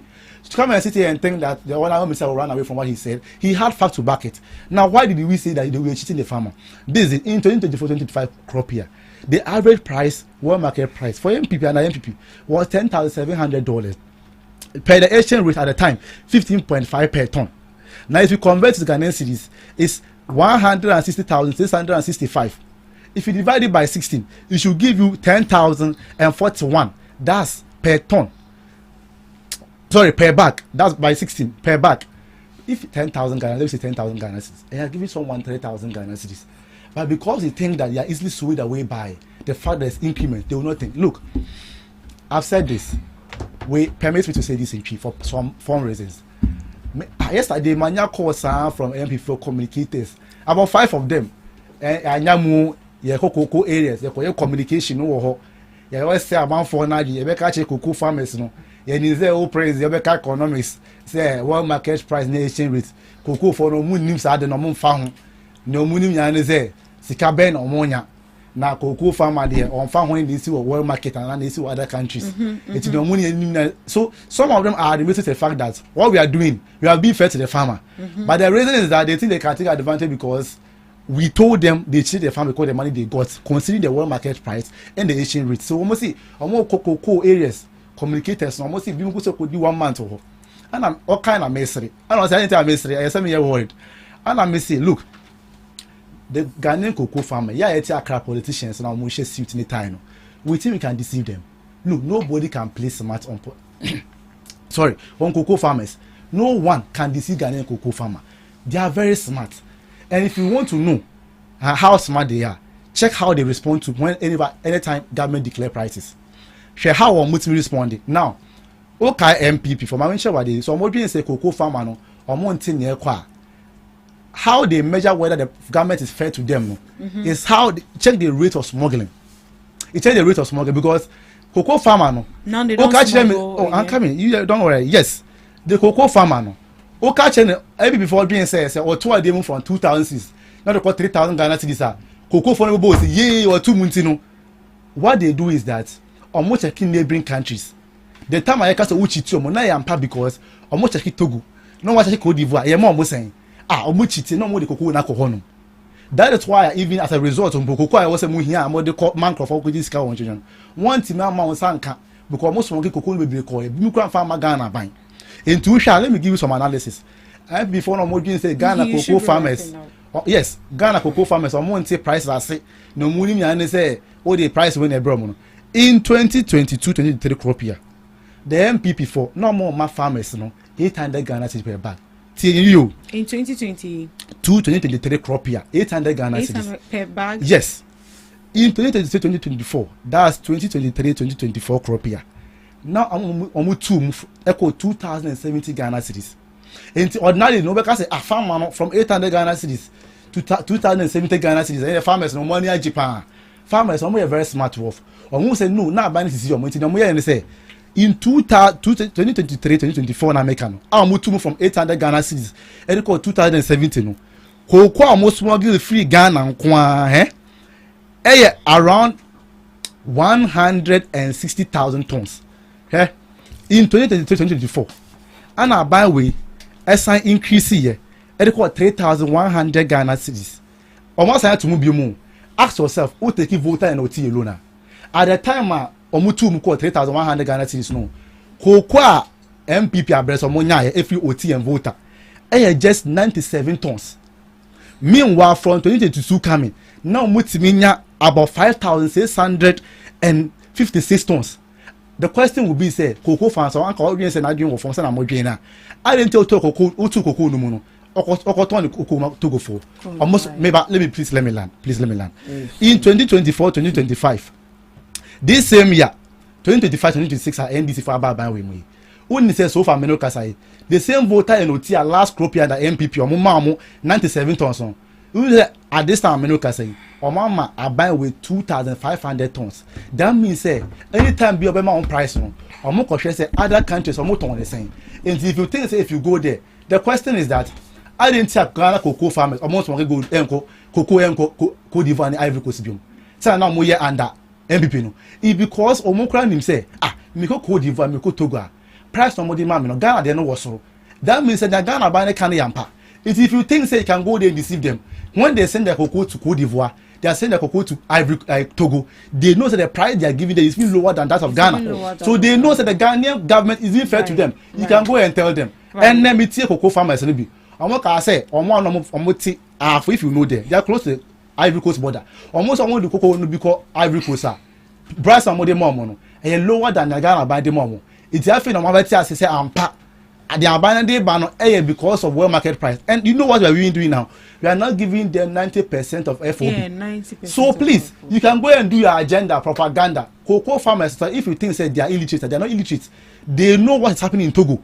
They know what is happening in Ivory Coast. That is why when at the time you were giving them 3,100 Ghana cedis, they were still smuggling the cocoa out because the price we were giving them is not fair. Thank you, Kuma. So your people are calling for the resignation of Randy Ape. Is it the individual or the policy or the government that has failed? All of them. All of them. So you think Randy Ape has also failed? You see, it is a part of the management. Currently, you see the management. It is part of it. But he mentioned that he inherited a struggling institution. That's not it. Are you sure? That is not it. So what about the debt you incurred? That is not it. So there was no debt? There is now. Which government didn't come and meet debt? So if but now what I'm saying is that how is that affecting it? Now let me so no government. What I'm trying to say is that it is out of mismanagement. You see that because what he is trying to say today that world market has done that what so you see in whatever I say, because look, we knew that today in this tenure of the NDC, in anything you will say, you will give reference that it was because of the bad governance of the MPP. But we are waiting for you because you will say that things are doing this and that because of global market, considering what is happening in other countries. So we are equally facing same. But in those years, 2020 to 2024, we were facing some things that when we tried to say that, look, this is global economic crisis, the NDC were all over the country saying that this is a lie, and that nothing is happening anywhere. Nothing is happening anywhere. Right. Today, talking about cocoa, you can see that in 2017, world cocoa price in 2017 moved from $3,000 to $1,800. But we didn't look at that to leave the cocoa farmer. We didn't look at that to let them suffer. But we build the sector out to protect the cocoa farmer. Yeah, reading something. You get that? What I'm trying to what's the text message? No. Listen, I'm trying. So you see how he trooping. You are even talking about bail. You try as now. you speak. When you were leaving, relax. You were talking about so death. look at this. When you were look at this. When you took Look over, at did you have cocoa to this. supply? So I should have done that. You don't have appreciation of the issues. No. You see, I knew very well that today the NDC communicators is going to come here with all sort of calculators to calculate things for us. You see that? That is what you've calculated here. Yes. You've said all sort of things, adding this and that. And it is not true. What I'm saying that tell them that you have disappointed them and you have disappointed them. When things were happening in the previous government, that we used to tell you that this is because of global challenges. Right. You never supported that. You've always said to the people, say, it is we, it is us. Today, you are seeing a lot of things considering global market. And I am telling you that it is because of your reckless overvaluation of the city. And that is why today, that is why over-evaluation of the I didn't say over-evaluation. Overvaluation. Gets me right. How was that? Open your ears and listen to me. I am saying that why don't you allow me to learn? I don't even know. You see, so today we knew this very well. That with all sort of calculators they are going to bring here, they won't even allow us to talk. That is why in everything I'm saying, he come in, he troop in to say a lot of things that I don't understand. I am saying no one is misleading anyone. You. No one is misleading anyone. No one is. You see that he didn't allow me. So Ghanaians, this is the NDC for you. This is the NDC that today disappointing some people in the country and they won't even allow us to talk. It is very clear. And I was talking about your overvaluation of the currency, and you are trooping in to distract. Is that not affecting us today? How? Is that not affecting us today? Now what I'm telling you is that relax. What is wrong with you? You see, you don't want me to say this, but that is what I'm saying. Right. We expected it. And that's what so I was saying that in 2017, the global price of cocoa moved from $3,000 to $1,800. But we did $1,000 to $1,800. Yes. So that's a reduction. Yes. But it should have affected cocoa farmers like today, or what they are considering to give them a very low price today. But we didn't do that. So what did you do instead? We gave them 408. We gave them 400 and let me see the figure here and quickly let you know that we gave them 475 cedis per bag. How? You see that without considering the fact that global market has done this and that, but today the NDC and at that time the international market had lost 40% of its initial value. Debbie, change. That's what you think. But I'm saying that today they won't even allow us to talk. Thank you. You see, all these things the government is doing today, it is not true. Come on, let me hear from you. Look, last thing I'll say here about this issue is that it is out of complete ignorance that and very shameful that anyone today or any youth of Ghana will say that this year or the current performance of the NDC has done better than the 8 years of the MPP. Even the first year of the MPP, we rolled out our flagship policies and made sure that it benefited the people. Today you are not doing that, and you are giving us all sort of economic. Somebody was in power for 8 years. The only thing he could mention after 8 years is what he did in September 2017. Adebakona waka onentia because all your free such as we know. Ogun said no, please.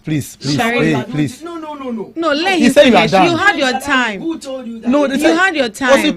No. What I'm saying is that when I was talking, did you allow me? So are you done? Did you allow me? So are you done? Did you allow? It's a question. So you're going to do same to him. It's not that. So I was saying something. I'm still saying something that I wanted to make clear. But your time is up. She said it is not so. No, your time is up. What I'm saying is your time is up, and that would be unfair to Kumar. What I'm saying is that please, my time is up, but I'm landing. Let me just land. And he was still in that, and I'm saying that even if it's like I'm trooping into whatever he say, then he has done something to me. So all these words that you are using you can actually land whatever he wants to say. So that is what I'm saying. I was saying something that the NDC trying to say that they are doing well this year. It is not true. Right. Their flagship policies.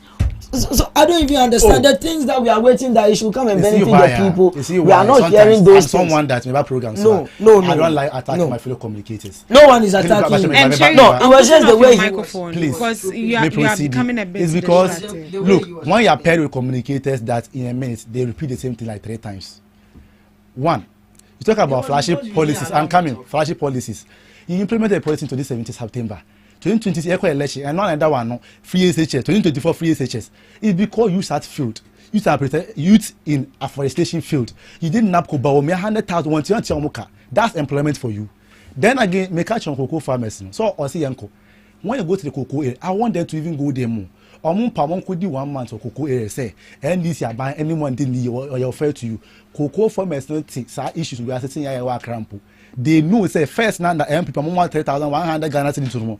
Almost now ban is your money. No more cocoa. Eco Togo. Any cool the vehicle ton. Ghana do $1.1 billion. 106,000 tons. Voter and people are now omodium cocoa from 5,600 tons. Of them buying. It is over 97,000. And then momna see the Sikanaba from no. Omoma buying $2,500. Sorry, 2,500 tons. That should tell you as Obiota crowd doing so you're smarter than them to say. They deal with other countries. It only declare price for Accra high. Almost for Cote d'Ivoire is saying, Togo is saying, I buy no Sisimiana, and Tiana Menuka say, or man who say, NBC are buying, I know they ban. Cote d'Ivoire they are saying, Togo they are saying, Opa, old being so better for that one, Koshe. So please, yeah, dear, yeah, bar factor, the better. Opa, who can't be Facebook post or the comment section, or muti, comment on TV. Nakoka over it's a re-evaluation, serialization, could you upon my economic stories or any economics? But it's not can be. Please. So media communication and me, you know. Nameka say cocoa farmers. It's my say. Payments be delayed. I buy no pamacho. Say the workers finance minister ni cocoa board. Mo shena muntia moka. E pamacho say my payments delay. But they say cocoa farmer no by experience. When you be na catch na wakra ho. Wan who say Togo ni Cote d'Ivoire akra na who is the leading producer of cocoa in the whole world? It's not Cote d'Ivoire. Cote d'Ivoire, yes. I didn't tell Ghana yet, but what's the on there? And the cocoa farmer has no incentive to smuggle gold again. It's because the government is unfair to them. The cocoa bill na ban acts na ban, and they say anytime there's adjustment in one market, now can they say? Say me more 3,000 Ghana cedis. That means say world market price cost for say me more 3,000. That means I buy it too. And our car said that never anybody say. So I buy no who say ni bo ekoso amononia enya fe na be twen ye be tum sa dana e buy na too say about farmer na any farmers na mo hu say farmers who say about farm intia yet so this is the NDC for you. We debate based on facts, not emotions, and people write up on Facebook. Let me hear your last words then we go. Kumar. Yes, intia kono me chia NDC for we na say I know most of you are struggling perhaps to want to defend something like that. I understand you are dealing with people, so some of them may be angry. Obi abufu or a farmer, chomase, or a nipa, obi a supply beans, also chanika, one chanika, me nipa, me bit my food. And you have to know a proper way of handling those people. But we, the NDC, will not take elections for somebody incompetent by Omia. No, say I will be a city. Who now we city politics. So Sitting in dollar policy is Bawumia that introduces in Ghana, not John Mahama. When it comes to global issue, world market, it's Bawumia in 2014, not gold, cocoa, bo, aquaform. The Bawumia said it wasn't affecting us. So those people now on Mobile Studio, they don't do research about their own party, what they said, and come and sit and think that no, they can rub it off our face. No, that one will not try. Whilst I'm seated here. Right. Thank you. Sure. So, just imagine this. Just imagine this. Your last words. Yes, I'm saying my last word. Yeah. My brother here is saying all sort of things that you see. My brother here. Debbie. Are you not my brother? Are you not my brother? I'm not your brother. Please. You are not my brother. Please, our time is up here. My producer is waiting to host the next show. Well, no problem. So, what I was saying is that yes, it is clear the NDC government has disappointed the cocoa farm. You delayed their payment, and even today, if reduce the producer price that they are not happy with. The no fee stress policy you are saying that you have done this year and it has benefited students. A lot of students are out there complaining that it hasn't gotten to them yet. Who? People that have borrowed monies to pay for the government to refund their money. Government doesn't even give them all those monies. Who? They don't give them the actual monies that they paid. Right. You are here when we talk about how disappointing you acted to the cocoa farmers. You are telling us that you've done it. Right. No. Yeah. Thank you so much. Thank you so much, gentlemen, and thank you to our online listeners and audience. Let me greet these people for joining us. Thank you so much. We'll meet next week. Do have a lovely weekend.